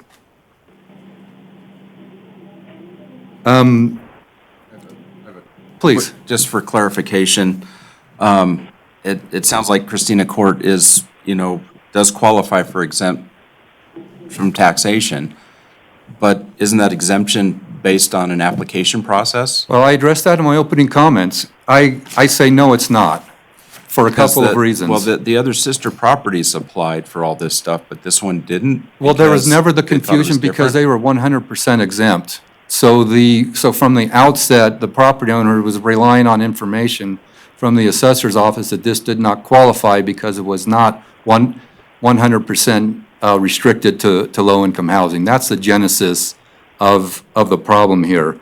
But I would explain that I would encourage this board not to, and there are a couple problems. So First, I want to review again the exemption statute, which is NRS 361.082. That portion of real property which is used for housing and related facilities for persons with low income is exempt. Okay, now, I understand that. I read that yesterday as well. But that said that, so it is possible to do that, but you have to file an application. It's kind of like me saying I need disability, but why didn't I get it when I didn't apply? I'm not I don't- agreeing with that. And we have to be, and this is something that I appreciate. This is something that probably concerns lawyers more than appraisers. I do not view that as a jurisdictional requirement, meaning this property is exempt, and granted, the assessor has to know about the claim of exemption. It's in our record here. There are enough emails and letters about this property, and should it be getting a claim form and the renewal form, that the assessor knew that this was a low-income property that should be exempt. And the only reason the application, the claim of exemption was not filed was because of mistaken information from the assessor's office. First, that they only qualified for an exemption if it was 100% income restricted. And second, that it did not qualify for an exemption because the land use restriction had been released. Both of those facts are mistaken. I don't think, I would submit there's not really a dispute about whether the assessor knew that this was a low-income property that was developed with federal money, and in fact was the sister apartment to the Sierra Ridge apartment, which they knew was 100% income restricted and granted the tax exemption. The assessor's office sent out the tax exemption form for Sierra Ridge. And in that same email, basically, told the original claim form and all the renewal forms, but every time they do that, they remind the owner, Christina Court is not exempt, and that's a mistake. But the owner relied on that. That's the conflict we have in our record. In summary, I'm a little slow here. The NRS states that they are exempt. yes, And Sierra Ridge had to file an application for the exemption, whether it was all or part. They still had to, because we know that they're low-income housing, they got federal money, so they still had to apply. yes. And so this other one didn't bother to apply because there was some confusion No, of. it's not that they didn't bother to apply. They get the forms they contact the assessor's Submit the office. forms. They contact the assessor's office I to get the granted. forms. The assessor Okay. tells them Sierra Ridge is exempt, Christina Court is not. It's not that they didn't bother to apply, the assessor's office discouraged them from So they were applying. discouraged and they didn't apply, and so we all know that they should have gotten it. Is that what? Yes, and I'm back to the point, and again, I apologize if I'm repeating myself, but this is something that I know that lawyers focus on. That form is not jurisdictional. The jurisdiction is set forth in the NRS. These properties are exempt, and granted, the burden should be on the property owner to notify the assessor of the low-income project that qualifies for the exemption. The owner did that. Multiple emails. And I would submit too, it wouldn't matter if they submitted this particular form or that particular form or a long form letter or an email that's explaining that this should be an exempt property. This property is exempt. The assessor has noticed. The only reason one particular form wasn't filed is because the assessor didn't give him that form and kept repeating that the property is not exempt. So there was no other way for them to get the form other than through the assessor? You said they couldn't get it online, but can they get it in hard copy or, and you said it's not a jurisdictional form, so. No, it's not a jurisdiction requirement. I'm saying you don't lose the exemption because you don't file a particular form.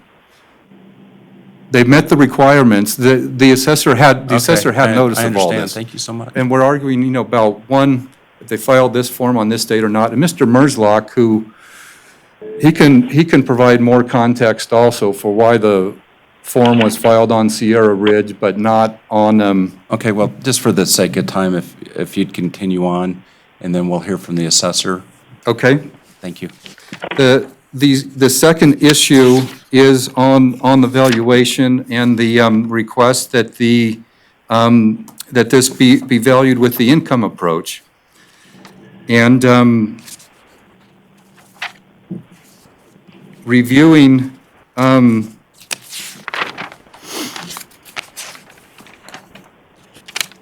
Nevada Administrative Code 361.423. Income approach is based on the normalized and annualized operating income and indirect normalized and annualized operating expenses, including book depreciation.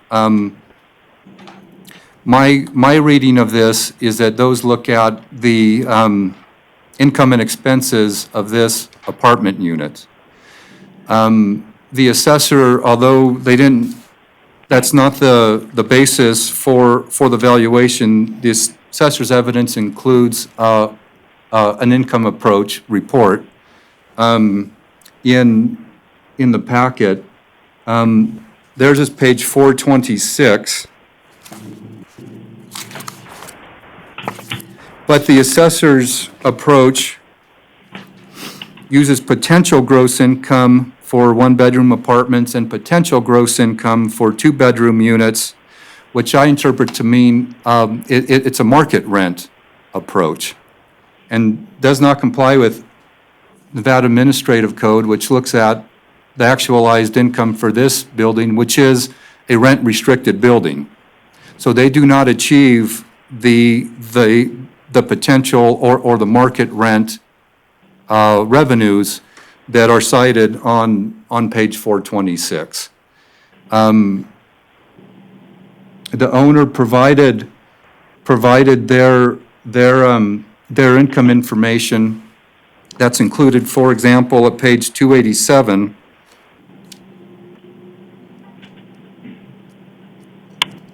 And those are based on the rent-restricted rents that are received for this building. And if there are more questions about why a market appraisal or cost evaluation appraisal are not appropriate for this building, we can address this, but the request is for an income-based approach on the actualized rents for a rent-restricted building. And I would say that this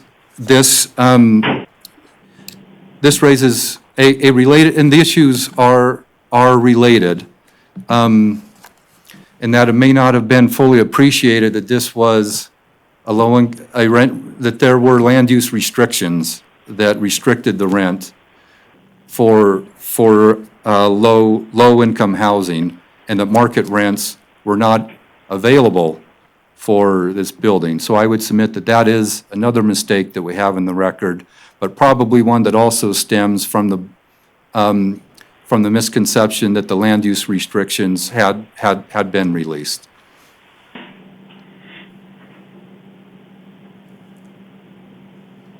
Okay, do you have any questions for the appellant for clarification or anything? Okay. I'd like to move on to the assessor's office. Thank you, Mr. Chairman. Dave Dolly, Carson City Assessor. Well, it was quite the testimony for someone who wasn't sworn in because he wasn't going to testify.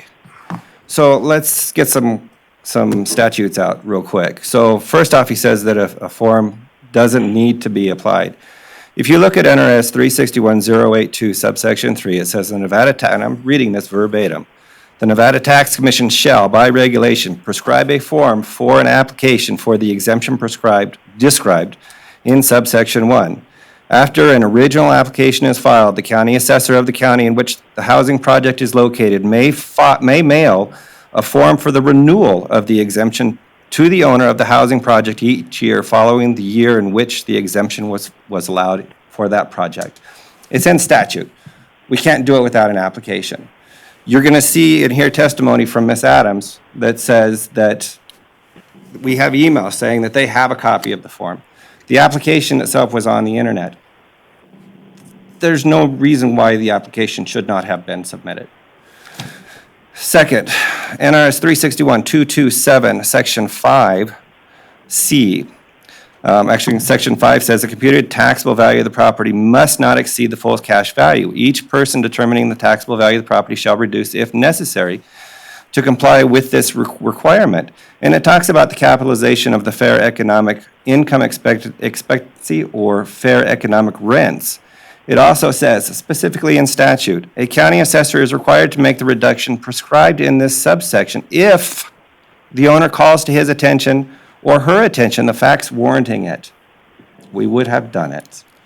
They did it this year. They provided the income information. We did evaluation on the income approach, and you'll see in the testimony that it does warrant a lowering of the value. But this was the only year that they ever provided us with anything like that. This particular company has 4 apartment complexes. They have the Seasons Limited Partnership. They have the Seasons 2 Limited Partnership. Those 2 apartment complexes are built on city land. So in order for them to do that, they actually had to agree with the city to create a PILT, or a payment in lieu of taxes. And so that was all created before. So the Seasons Limited Partnership and the Seasons 2 Limited Partnership do pay property taxes on a portion of it. Sierra Ridge, correct. They are exempt, and they filled out the exemption application, and they've got the exemption. So I don't care what you say about the statute. It's in there. It needs to be on the form. So I'm going to turn the rest of my testimony over to Ms. Adams so she can go over her packet. Thank you, Mr. Dolly. For the recorder, Kimberly Adams with the Carson City Assessor's Office. I'm going to try to save some time here. Points that I'd like to make. An exemption application was never received for Christina Court by our office. We never provided Sierra Ridge with the exemption application. Ms. Marker downloaded that from our website. I keep documentation of all exemptions that I mail out so that I have a record of exemptions that I am anticipating receiving. I did not provide them with that application. She downloaded that application from our website. That application can be photocopied and filled out by another owner quite easily. As far as the issue with the restrictions and covenants, at no time until this previous December was our office made aware of the updated, corrected, whatever verbiage you'd like to use, restrictions and covenants. It is not the assessor's office responsibility to print those documents because they do not affect title. The assessor's office prints documentation that affects title, quitclaim deeds, grant bargain sale deeds. We do notate easements, affidavit of deaths, deeds into trusts. Those are the sort of documentations that we would print from the recorder's office, the hundreds and hundreds of documents that are recorded every day. So it's not something we would have printed and said, oh, this property is exempt, because we don't have an application.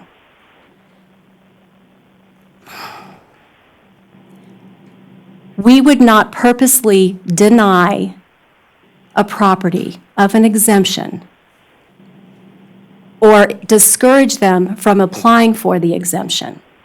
We only had the limited information that we received. Through several phone conversations, yes, she's laying out what was given to us. But I don't know how I would tell them that they wouldn't qualify if 100% of the units weren't low income, because that's not how the low income exemption works. If you have 100 units and only 90 of them for the previous year are eligible for that exemption, then 10% of that property is taxable. That's the purpose of the renewal form, is for us to hear from the property owner how many units qualify.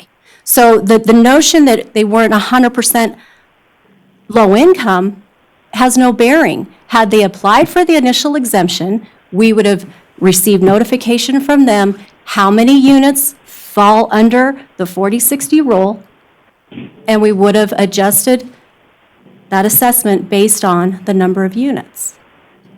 So we can go back and forth over all these emails over the past 7 years.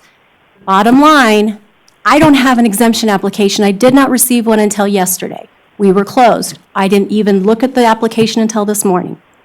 So now we can move forward. We can have the DA give us our final approval that all the ducks are in a row, they qualify, and we will be more than happy to grant that exemption for the 2021 year. But to state that our office has made a mistake when we've only been given bits and pieces, I think is well, an insult, because I take pride in what we do. I have checks and balances in place. We never denied them an exemption. We never received an exemption application. Go over my notes here.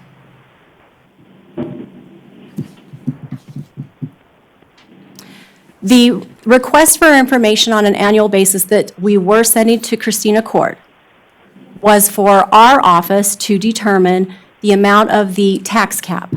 So if the amount of the rents charged for all of the units fell under the fair market rent amounts that are given to us by the Department of Taxation, we would then be able to determine the tax cap, either the 3% or whatever the alternate cap amount was for that year.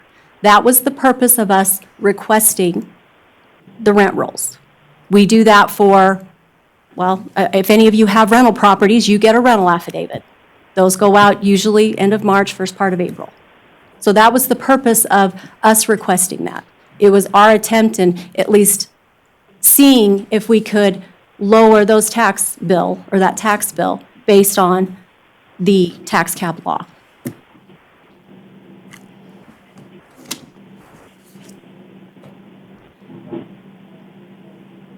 Do you have anything else? Okay, thank you. Mr. Chair, Ben Johnson, Deputy District Attorney for the record. I just wanted to draw your attention to page 406. It's a memo from me regarding the issue. I'd like to beg to differ with the applicant's counsel.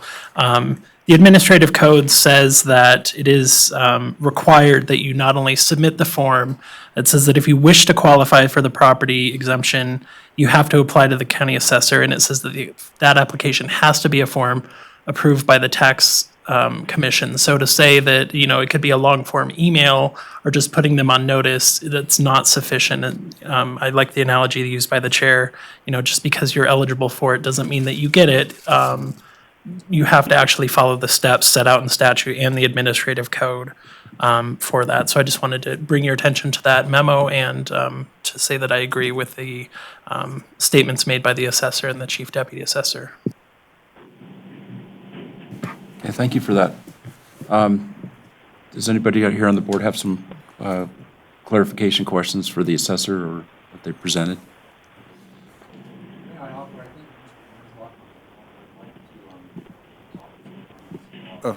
Okay, can we real quick, because we're not done with our testimony? That was My part mistake, of I'm the sorry. exemption Okay. part of it. Now we'd like to get to the valuation part of it. Okay, Thank you. perfect. Go ahead. And I'm actually going to have Bryce come up here and speak as to his calculation as far as the income approach to value. And I can't remember where that is in our exhibit. Hold on. There was a lot of exhibits.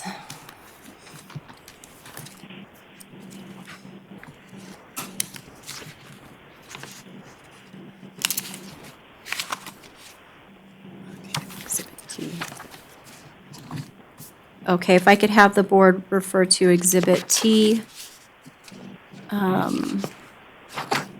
page 426, it's going to be on that back side.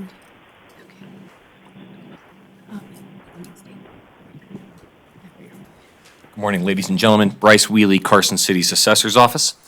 I assisted Kimberly with the creation of the income valuation. Wherever possible, we relied on the information provided by the appellant. And so Property expenses were per the opinion of value received from Mr. Kent Merslock on February the 11th, 2020. The only correction that we made to that was that he had misstated the real estate taxes for the year as $38,316. I corrected that to $39,214. Now, market rate assumptions were based on the rent roll dated June 30th, 2019, which was the close of the fiscal year 2019.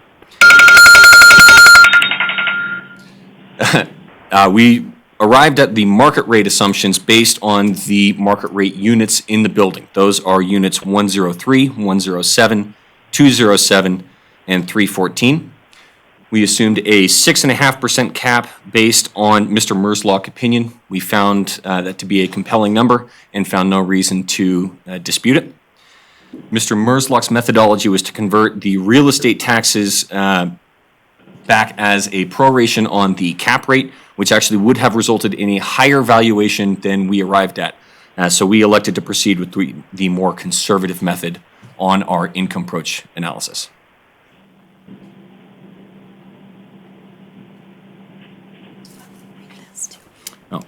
Per NAC 361423, the capitalized income approach consists of deducting from the normalized and annualized gross operating income any direct and indirect normalized and annualized operating expenses specifically related to the normalized and annualized gross operating income, including any annualized book depreciation.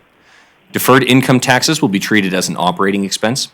Normalized and annualized rental expense on operating property leased from others, less imputed depreciation, income taxes, and other applicable expenses will be disallowed as an operating expense. Number two, the resulting adjusted net operating income will be capitalized, converted to value, using an appropriate capitalization rate for the industry group. That was the 6.5% capitalization rate. The capitalization rate for the typical company will be used for the firms being appraised for each industry group. And the market capitalization rate will be derived from calculations made from selected companies in each industry group. Number three, the operating income will be capitalized into taxable value, will be normalized and annualized based on the most recent year's adjusted net operating income. When the most recent year's net operating income is not a reasonable representation of the company's net operating income, such as can be a 3 or 5 year average. We did not find that to be applicable to this building in this case. No, but The remainder of that section is not relevant to this property. Are there any questions regarding the income valuation?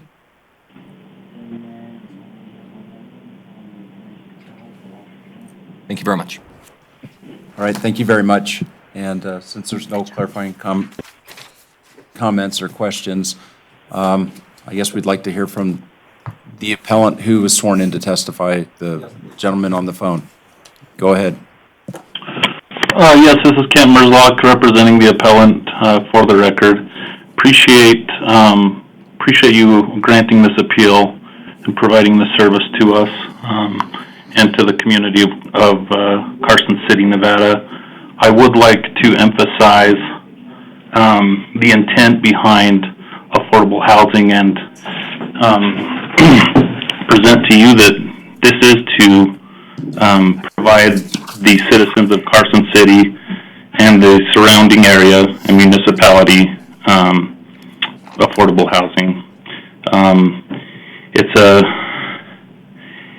federal program that administers federal funds through the state government or state housing agency. However, the policies and procedures regarding taxation are administered on the county level, and that's all I have to testify unless you have specific questions for me. I would like him to explain a little bit what efforts he made to get the tax exemption form recently. Definitely. So there, as discussed, there was some confusion on the tax exemption form or what should be used. NRS suggests that the State Tax Commission administers the form. I called the Nevada State Tax Commission, who deferred to the county level to administer the form for exemption. And I can get more detail if needed, but I received a phone message from Kimberly Adams from the assessor's office in inquiry as to which form to use, and was mailed one version of the form. At a later date, I was emailed a separate and different version of the exemption form from the county assessor's office.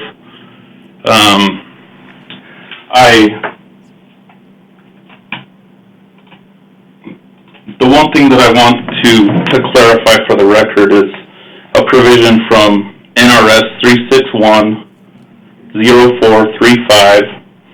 A county assessor may, by regular mail, electronic means, or any other means the assessor deems appropriate, disseminate information to the public concerning the taxation of property, including, without limitation, information relating to the valuation and assessment of the property, exemption from taxation, and so on and so forth, with other information that's not applicable in this case. That's all. So your client did get forms from the assessor's Recently, office? He's talking about recently, and That didn't happen in 2012 or 13? We- Based on the rest of the correspondence we've been reading through our they got the packets? forms for Sierra Ridge in that early time frame, and we know that. But they were, for the reasons we discussed, they were advised that Christina Court was not tax exempt, and that's why they never submitted the exemption form for Christina Court. So, okay, so they could have made a copy of the form for Sierra and used it for Christina, but. Physically, yes, but yes. And so over the last 7 years, it wasn't revisited or tried again? We or- did revisit that. We looked at the emails, 2016 and 2018, they revisited the issue. But did they send in an application in any of those 7 years? I'm just, not that this is paramount to anything, but I know when I do filings with the Secretary of State's office, I get one form from multiple entities, and if I don't know how to fill them out or fill them out wrong, that's on me, or I get legal advice. If they got the forms, and it seems like such a great thing that the federal government offers for the low income and all that stuff, why they would not have consulted their legal team to make sure everything was done and filed properly. Of course, there was room for them to do it. Yes, I mean, that's the simple answer. But the mistake, they were also getting mistaken information from the assessor's office, and that really is why we are here today. And back to your example, if you're getting forms, to file with the Secretary of State for different companies, the Secretary of State tells you that you don't have to file the form for that company, you don't do it. You don't file the form just as an extra measure if they've already been told that they don't need it? Well, actually, the Secretary of State office says, look at our website and go from there. Yes. Or consult legal advice. They don't Yes. tell you one way or the other, but it's just really difficult when no application was received or submitted, and granted, they're entitled to this, but it's with an application process. I mean, I see people in town that they didn't get an encroachment permit, and that the city has to make them tear it down because they didn't file a $50 thing. It's been going from the correspondence, looks like it's been going on since 2012, and if Sierra Place was getting it, I don't know, it just makes Sierra Ridge. Your observations are correct. I mean, that's the difficulty with this issue. That's why we are here. Keep in mind, though, that the difference between Sierra Ridge and Christina Court is that Sierra Ridge is 100% low income restricted. Christina Court is not. That's where the email chains start, that because Christina Court is not 100% low income restricted, they do not qualify for the exemption. And then the later emails are that they don't qualify for the exemption because the land use restriction was was released. So it's been based on mistaken information.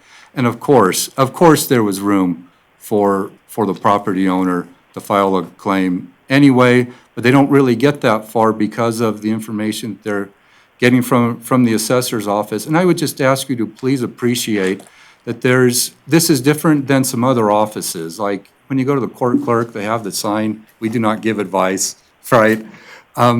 There absolutely is a lot of involvement and relying on information from the assessor here. So it is a different series of communications. But the record is what it is at this point. Chairman Block, if I might, if I could direct the board to look at page 302 at the bottom. In quotes, Ms. Marker states, "My understanding is that we had applied for low income, but then reneged." Now, I'm not going to assume what her words mean, but to me, they possibly even filled out the application, but decided not to mail it in. It's a 2-page document that requires supporting documentation. That's all it is.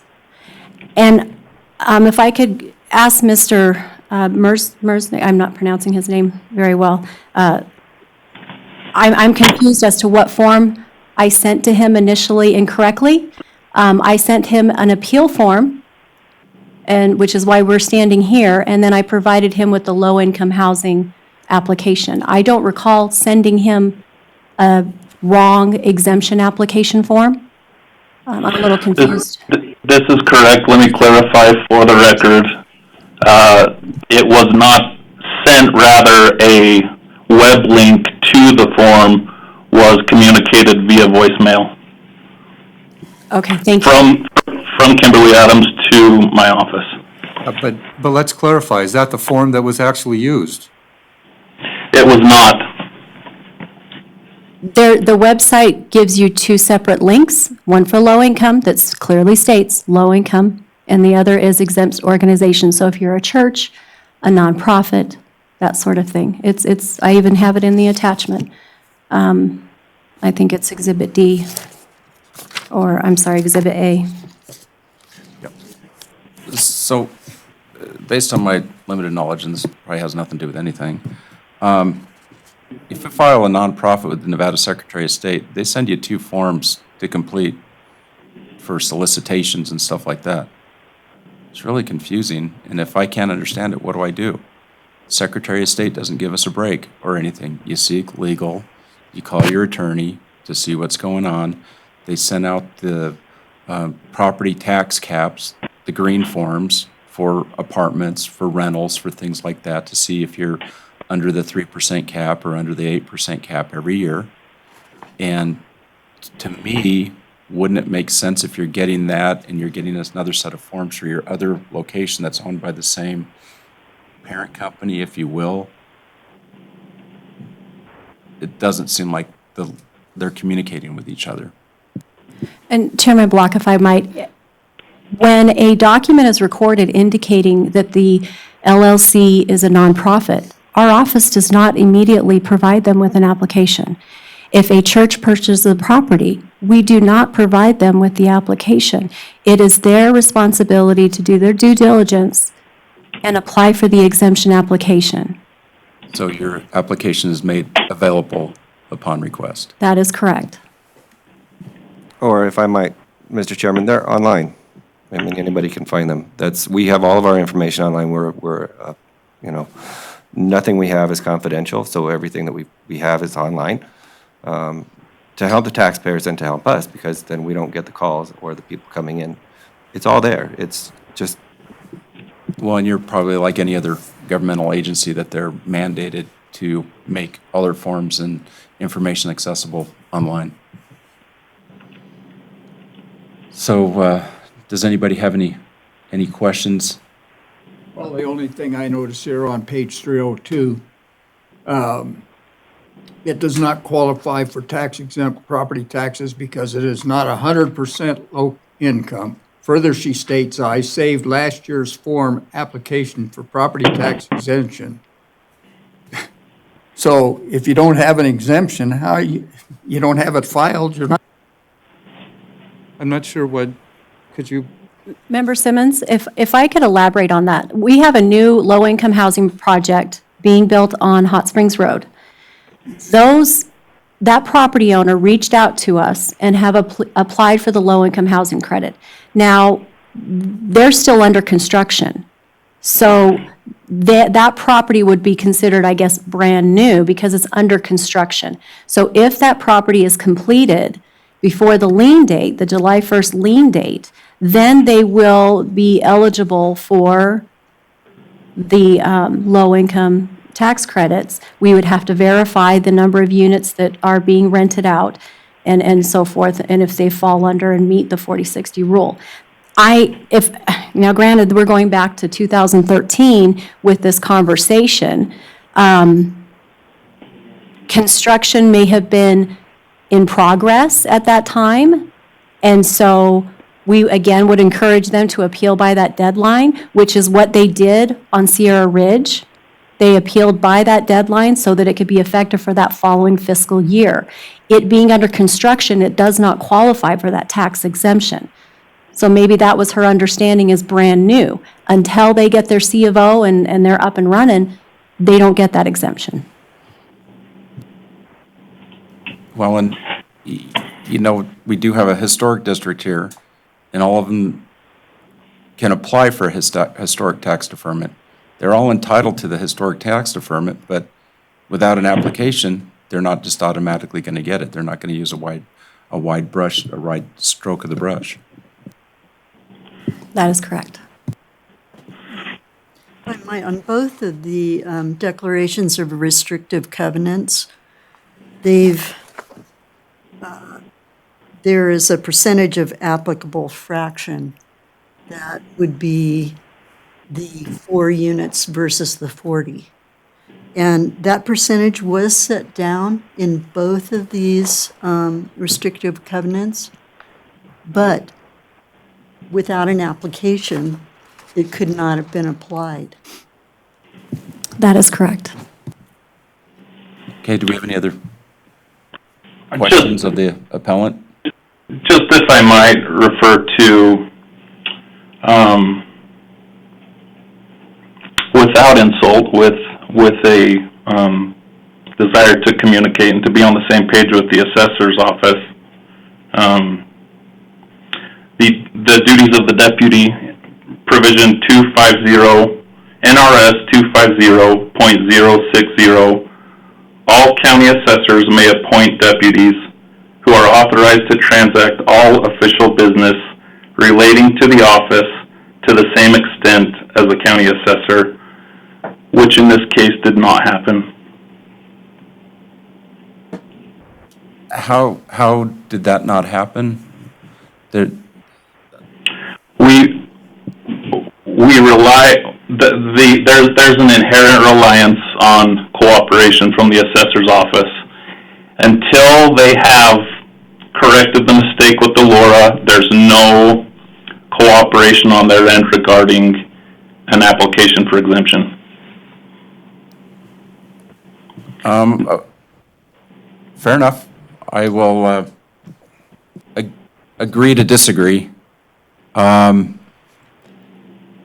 In the 12 years that I've been sitting up here on the Board of Equalization, I have never seen a more diligent staff as I had with the Carson City's Assessor's Office, and their willingness to work with people, their willingness to provide information, their ability to return phone calls. They're always there. You're welcome to come into their office as with any other city or state or federal office to discuss. And it's a little frustrating for me when I own multiple properties and apartments and their willingness to work with me and do clarification. That has not been my experience. Mr. Chairman, Dave Dolly, thank you, and I appreciate that. Kimberly is the chief deputy assessor. I have given her entire 100% carte blanche to do whatever I'm required to do, if I'm not available to do it. So I kind of take offense at that too. If I might throw out a recommendation, just from what we're seeing, the applicant has filled out the application for the exemption itself.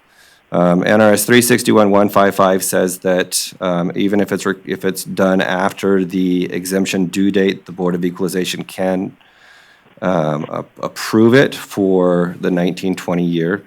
So if I might say, if the application itself is approved, then at that point that we would go back and refund the taxes for the 1920 year and have it become effective as of July 1, 2019. Great, thank you. I appreciate that, and that is stipulated in NRS, correct? Nevada Revised Statutes. I think that at this point in time, we've heard testimony from the appellant and the appellant's attorney and the assessor's office, and we've asked a number of questions. I'd like to entertain a motion.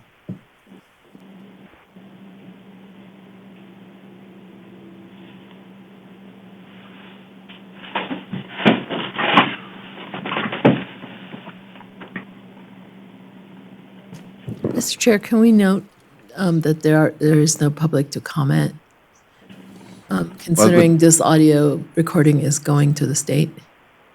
And they don't get the video, they get the audio, so for their benefit?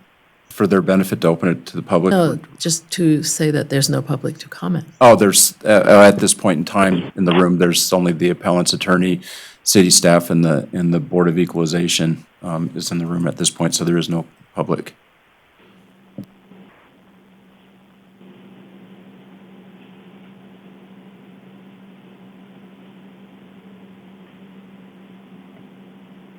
The application that you have received, is it going to be accepted? Do we know? I have given the application to Deputy DA Johnson for review. I don't know his timeline. I would assume he may need a week to 10 days to review that based on his schedule. But upon approval, we can proceed based on your recommendation.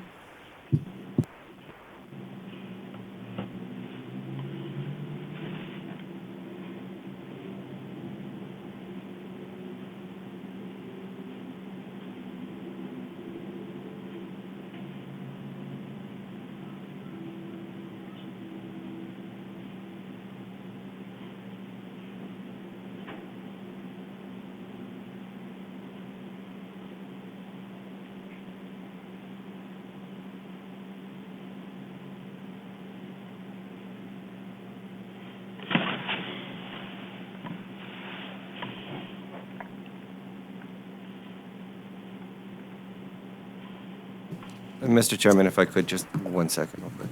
Yes.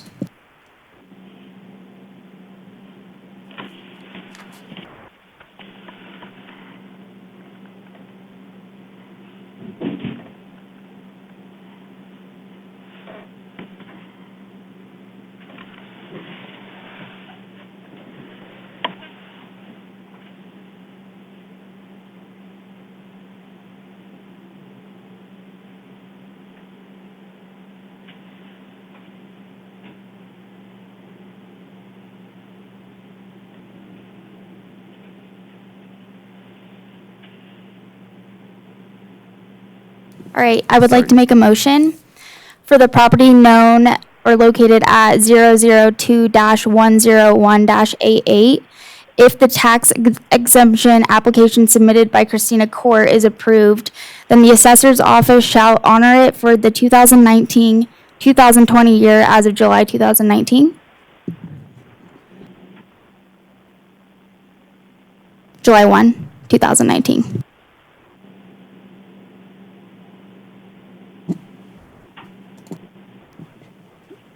I'll second it.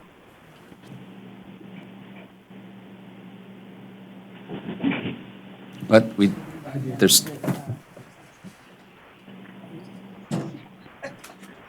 Okay. Can I make something addition to that? Can we amend we're going to amend the motion. To include every year to please apply before July or is it June 15th deadline? It's June 15th, the renewal form. June 15th Correct, deadline correct, every year correct. to keep that status. Okay, so can someone give me back, Tamar, can you give us back the motion that was just made? Or, oh, okay. So just for clarification, start from the beginning. The clarification.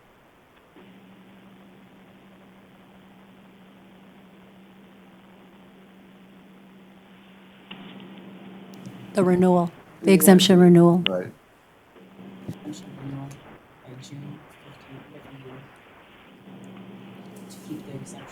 Okay, so we have a motion and an amendment to I'll the second motion. it. And we have a second. Do we have any discussion on the motion?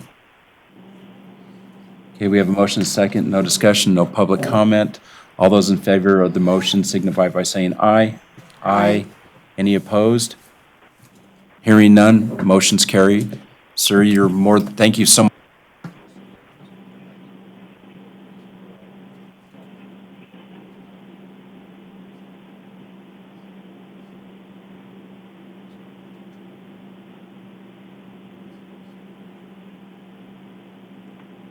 I'm sorry, were you able to hear me? You'll need to repeat. Okay. If this were a 100% low-income restricted building, that would presumably have been 100% tax exemption. This is not a 100% low-income restricted building. My thinking is we still need a resolution on the second issue on the valuation approach on the, for the remaining 10%. Am I, That's correct.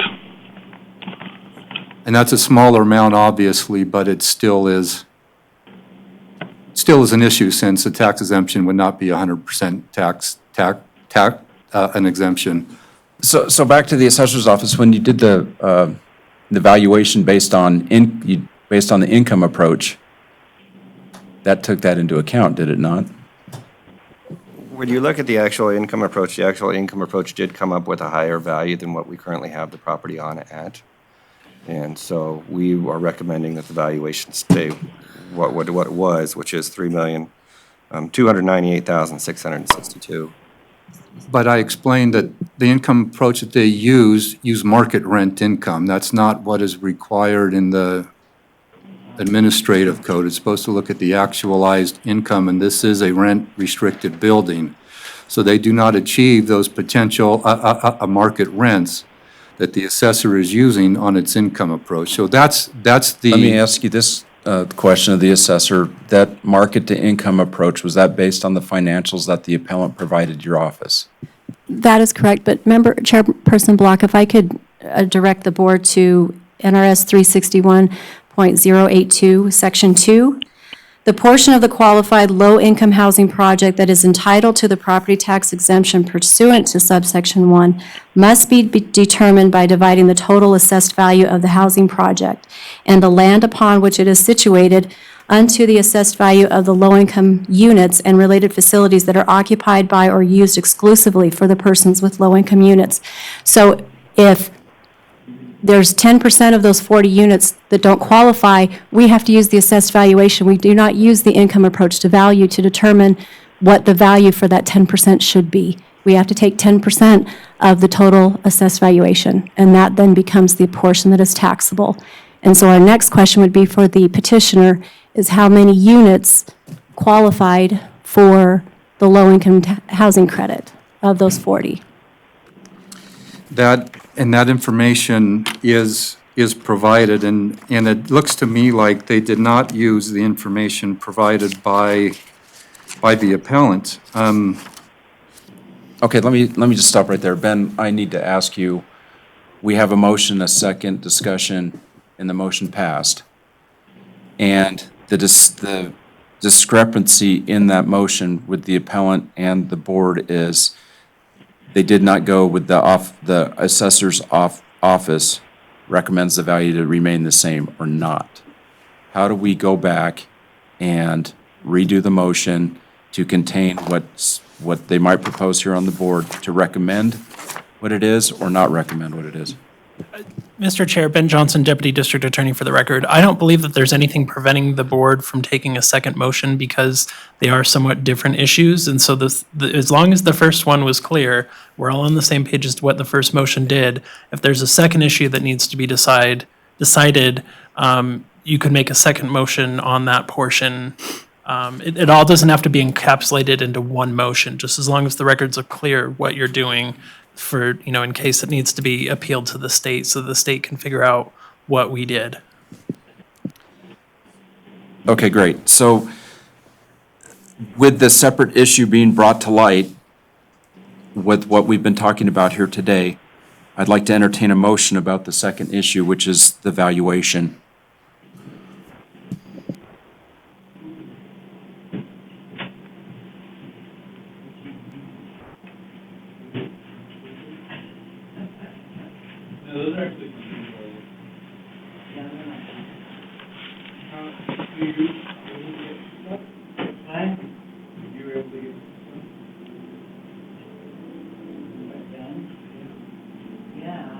Mr. Chairman, Dave Dolly. So, when you're looking at the valuation, when you look at their appeal form, they didn't put a valuation, opinion of value, so we don't know what their opinion of value is. The only thing that we have at this point is the replacement cost, new less depreciation, plus the land value that we have, plus the income approach that we used. So those are the only values. Hold on, I'm being tapped. We did not receive their opinion of value till they provided the income information for us. Their opinion of their taxable total is $1,745,816, based on their approach to value using the income approach. When we completed our income approach to value, we came up with a total taxable value of $3,314,431, which is higher than our total taxable value of $3,298,662. But they did not use the income information provided by the applicant. They used their market rates. That's the issue that we are presenting here. The income information provided by the appellant is on page 287. And Mike, if I could clarify, Kent, with the appellant. I have evidence that leads to the idea that the definition of taxable value is one thing, and the definition of assessed value is another thing, and that by statute, the assessed value should be 35% of the taxable value. Meaning that the discrepancy there is not an issue between two similar prices, but two different definitions of value. So do you mean that the value that you provided, the 1.7 million, you felt was the market value, or help me understand? I would present that the taxes, that the non-restricted units, which is 4 of 36 units or 10% of the levy rate that they calculate, be based upon the lower of the two values, and that would be acceptable. Are there any follow-up questions? Are you understanding what I'm saying? Okay, Dave Dolly, Carson City Assessor. So the taxable value is always multiplied by 35%, and if you get the assessed valuation times the tax rate, that's what the tax amount is. That's correct. Any structure in the state of Nevada. Okay, So, perfect. We're in agreement there? We're in agreement that the tax levy rate applies to the total assessed value, not the total taxable value. Correct, that's statute. Okay.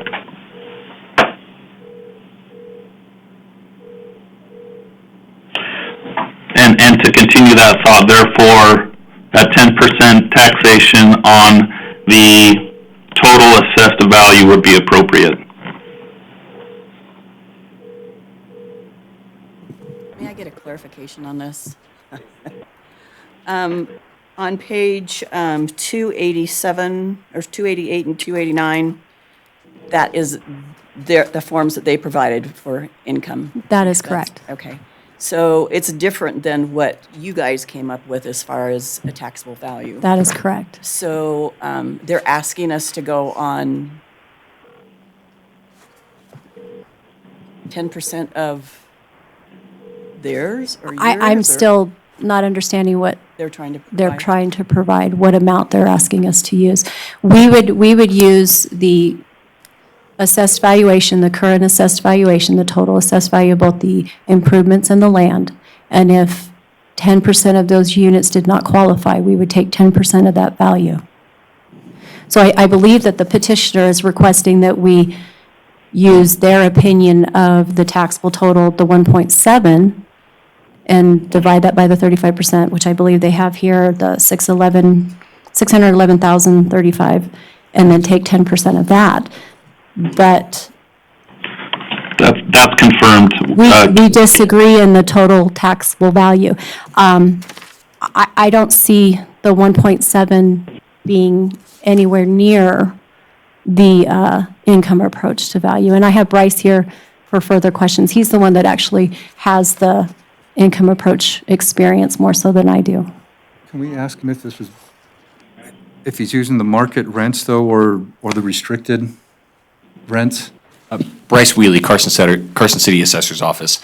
Specifically, the total taxable value of $3,298,662 is based off of market rents, but that is pre-exemptions. So if 90% of the property is exempt, then under my understanding, although I will defer to Dave to this, is that you would get a 90% reduction from that $3.298 million value, gives you a reduction of $2,960,000.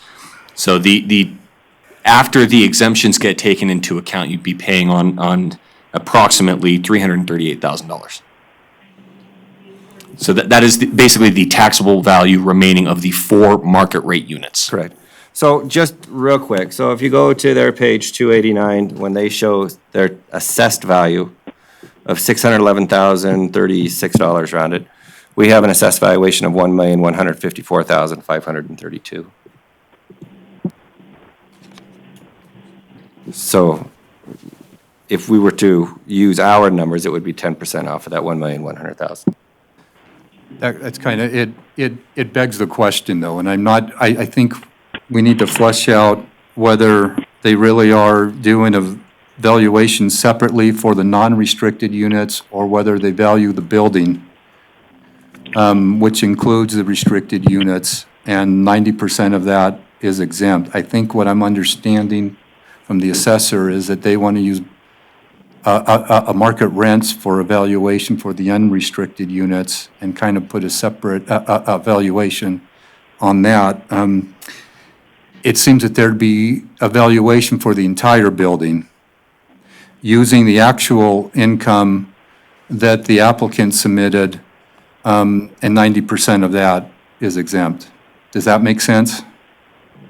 At least that's what the question is before the board on the valuation, I believe.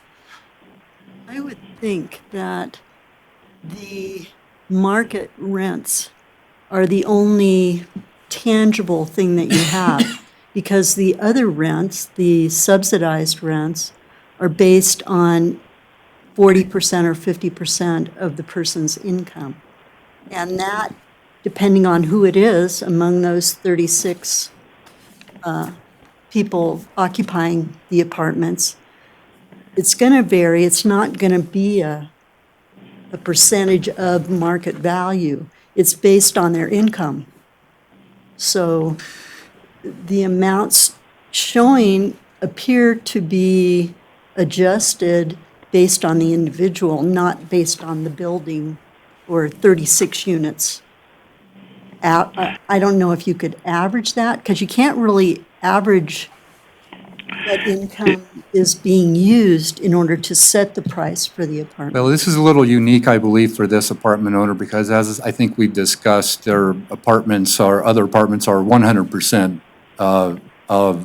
restricted. So that, again, that's really is a unique. And Mike, if I could clarify, I don't know if Bryce, if I could direct this to Bryce, but appraisal methodology would support the fact that you appraise a parcel in its whole and arrive at a value, and that the tax rules would apply to that valuation. And I would expect that. I would also add, and maybe Bryce can comment on this too, but the income approach method is supposed to, is it not, consider unique legal or physical restrictions of the property? So again, it's, and as well as consider the income of the property, not the market income, but the income from this property, which has unique legal restrictions on it. I think that's the purpose of the income approach. And then the question is whether we're valuing the building as a whole and 90% of that value is exempt, or whether there's a separate evaluation for 4 units, which sounds like an extremely difficult a premise. I'm not sure that's supported in our statutes or the administrative code, but as a practical matter, it's very difficult, especially when those 4 units are sharing all the facilities with the other units anyway, which is part of why Mr. Merzlock, I believe, is advocating that the building needs to be appraised as a whole with the actual income, including the legal restrictions. And the appraiser keeps saying that he's appraised it with the market rents. That's what's being challenged here. That's what the question is here. That's correct. Members of the board, if I could clarify, per statute, the improvements that are on that property are being valued based on replacement cost new less depreciation. Period. So if we are to go ahead and use the income approach to value, that would determine whether or not that total taxable value is decreased. It's what we call, we would apply some economic obsolescence based on the income approach. So we would take that total taxable value, and if the income approach to value supported, say, a 25% reduction, we would apply economic obsolescence to that total for 1 year and then reevaluate the following year. And Kent, the appellant, can I suggest further that the obsolescence to the income approach in this situation applies to the 4 units that aren't rent restricted? Well, it has to be appraised as a whole or valued as a whole. That's correct. Clarification. I agree. You can't separate a parcel. You can't value one portion of a parcel one way and another portion of a parcel unless it was via obsolescence. Appraisal methodology supports the idea that the entire parcel is valued as a single unit of value. 90% of which is a rent-restricted building. Okay, it just seems like we're circular here in our conversations and our deliberations, and at this point in time, I would like to have a motion on what we're talking about as far as valuation. Do you want it to remain the same?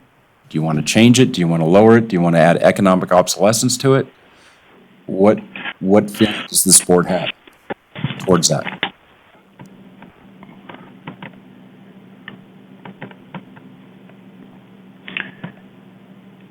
And to premise that, Kent, the appellant, and to premise that, can I clarify which tax years would be affected by this reduction? Well, Would be the current one. presumably 19 to 20 and 20 to 21 based on the acceptance of the application? No?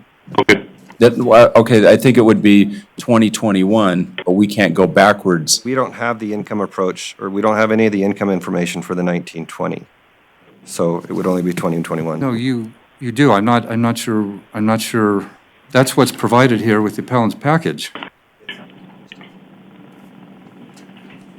Bryce Wheelie, we're still in the 1920 fiscal year, and so we have incomplete data for the current fiscal year, so everything was based off of the previous complete fiscal year, which was the year that ended in on June 30th, 2019, which is the 18-19 fiscal year. But we can't go back and change the valuation for the property for the 1920 year.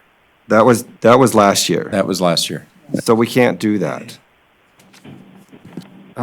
The only thing that we can go back on was based on the previous motion that was accepted based on the application for the exempt status. That's where the NRS allows us to go back to the previous year. I'm looking at NRS 361.357-1A, which would be for the current fiscal year. And I understand that the valuation of the current fiscal year was based on the previous year's income information, but 361.357-1A is an adjustment, an equalization for this fiscal year. There was no income information presented for the 1920 year. So it was all based on replacement cost new less depreciation.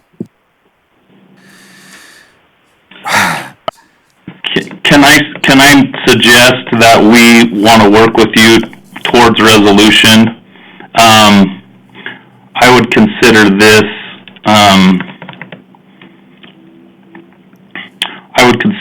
a minor factor in the entire scope of this hearing. I do, however, need clarification as to if the exemption does apply to any year prior to the 2019-2020 fiscal year.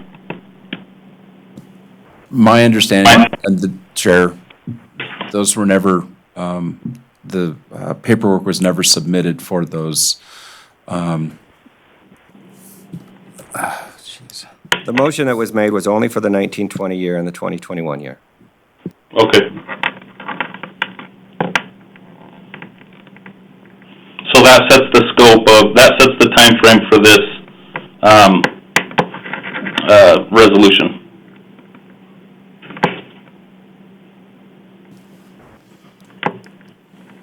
Right, and NRS 361.357 allows equalization for this fiscal year, so I'm not quite sure what the. Well, I'm sure that the 63 over at our legislature weren't exactly clear either. However, it's basically, we're going round and round, we're repeating statute, we're reiterating and reading again and clarifying and coming to the same point of reiterating, reading, and clarifying again. That's not getting us anywhere.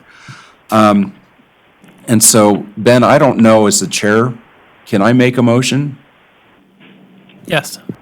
Okay, well, I think didn't realize that, so as the chairman of the Board of Equalization. Chairman Block, if I could just, I still need to know what percentage of those 40 units qualified for the 1920 year in order for me to have that correction. Because it's based on testimony today, all of those 40 units do not qualify. So I need clarification, and I think the board needs clarification in their motion as to how many of those 40 units qualify. And Kimberly, if I can provide clarification, I don't believe that's a dispute. What you're referring to is the qualified allocation, or in other words, rent restricted to the market rate or total amount of units as a percentage, which is rounded up in other words, to round up, it's 90%. I don't believe that's clarification, and if you need documentation, it's supported in the application. However, you'll find that it's actually 89 point something. Did that make sense? Yes. Okay, I'd like to make a motion that we recommend to the assessor's office that the taxable valuation remain as it is. I'll second that. Okay, I made a motion, seconded by Member Rasner. Any discussion on the motion or the second? Any public on that? There's no public here.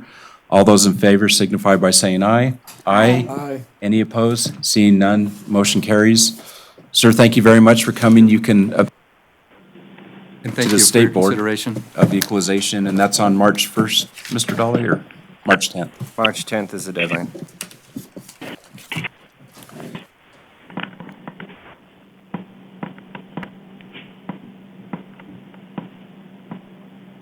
Oh, and Kent, thank you so much for being on the phone and clarifying your appeal. Thank you. Now on to item F, which is public comment. The public is invited at this time to comment on any matter that is not specifically included on the agenda as an action item. No action may be taken on a matter raised under this item of the agenda. And it's usually at this point in time that the assessor appears as public. Thank you very much, Mr. Chairman. Yes, this is kind of well, it's an election year. So next year, we're going to have at least one new member that we know of and possibly two more. So I just wanted to thank you all for the time that you took to review the packet, to educate yourself on the property tax system. And you guys did an awesome job as always. And I truly, truly appreciate everything that you've done for Carson City. Thank you. I'd like to thank the board for all the fine paperwork and the books that they put together for us, seeing this is my last year to be on this board. After 16 years, I think I've done enough. So I've enjoyed the people that I've worked with and the board and all the help, and the district attorney's office for guiding us in the right way. And unless somebody wants to punish me some more. Actually, this is the mayor's appointee for the last 12 years, and it's been an honor and a privilege to be appointed by Mayor Kroll. It's really, when you sit on a board like this, it really helps you because everybody gets on something, they can make a hard decision. But on this board, you really have to make a hard decision. And it gets emotional, it gets tense. We've had all kinds of appellants. We've had years where we had 6 days, I think it was about 6 days of appeals, where we have 6-inch binders, 3 or 4 for one appellant.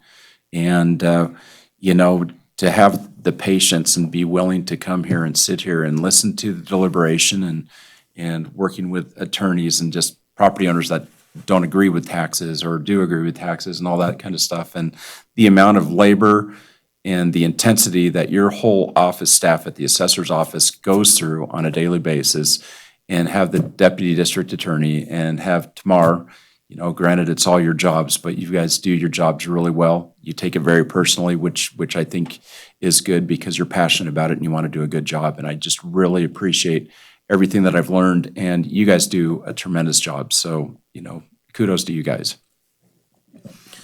And so, any other commission comments? Okay, for possible action, G, adjournment. Do I have a I motion? make a motion to adjourn. Motion, do we have a second? I'll second that. We have a motion and a second. Any public comment? Hearing none. All those in favor signify by saying aye. Aye. Any opposed? None. Have a great day.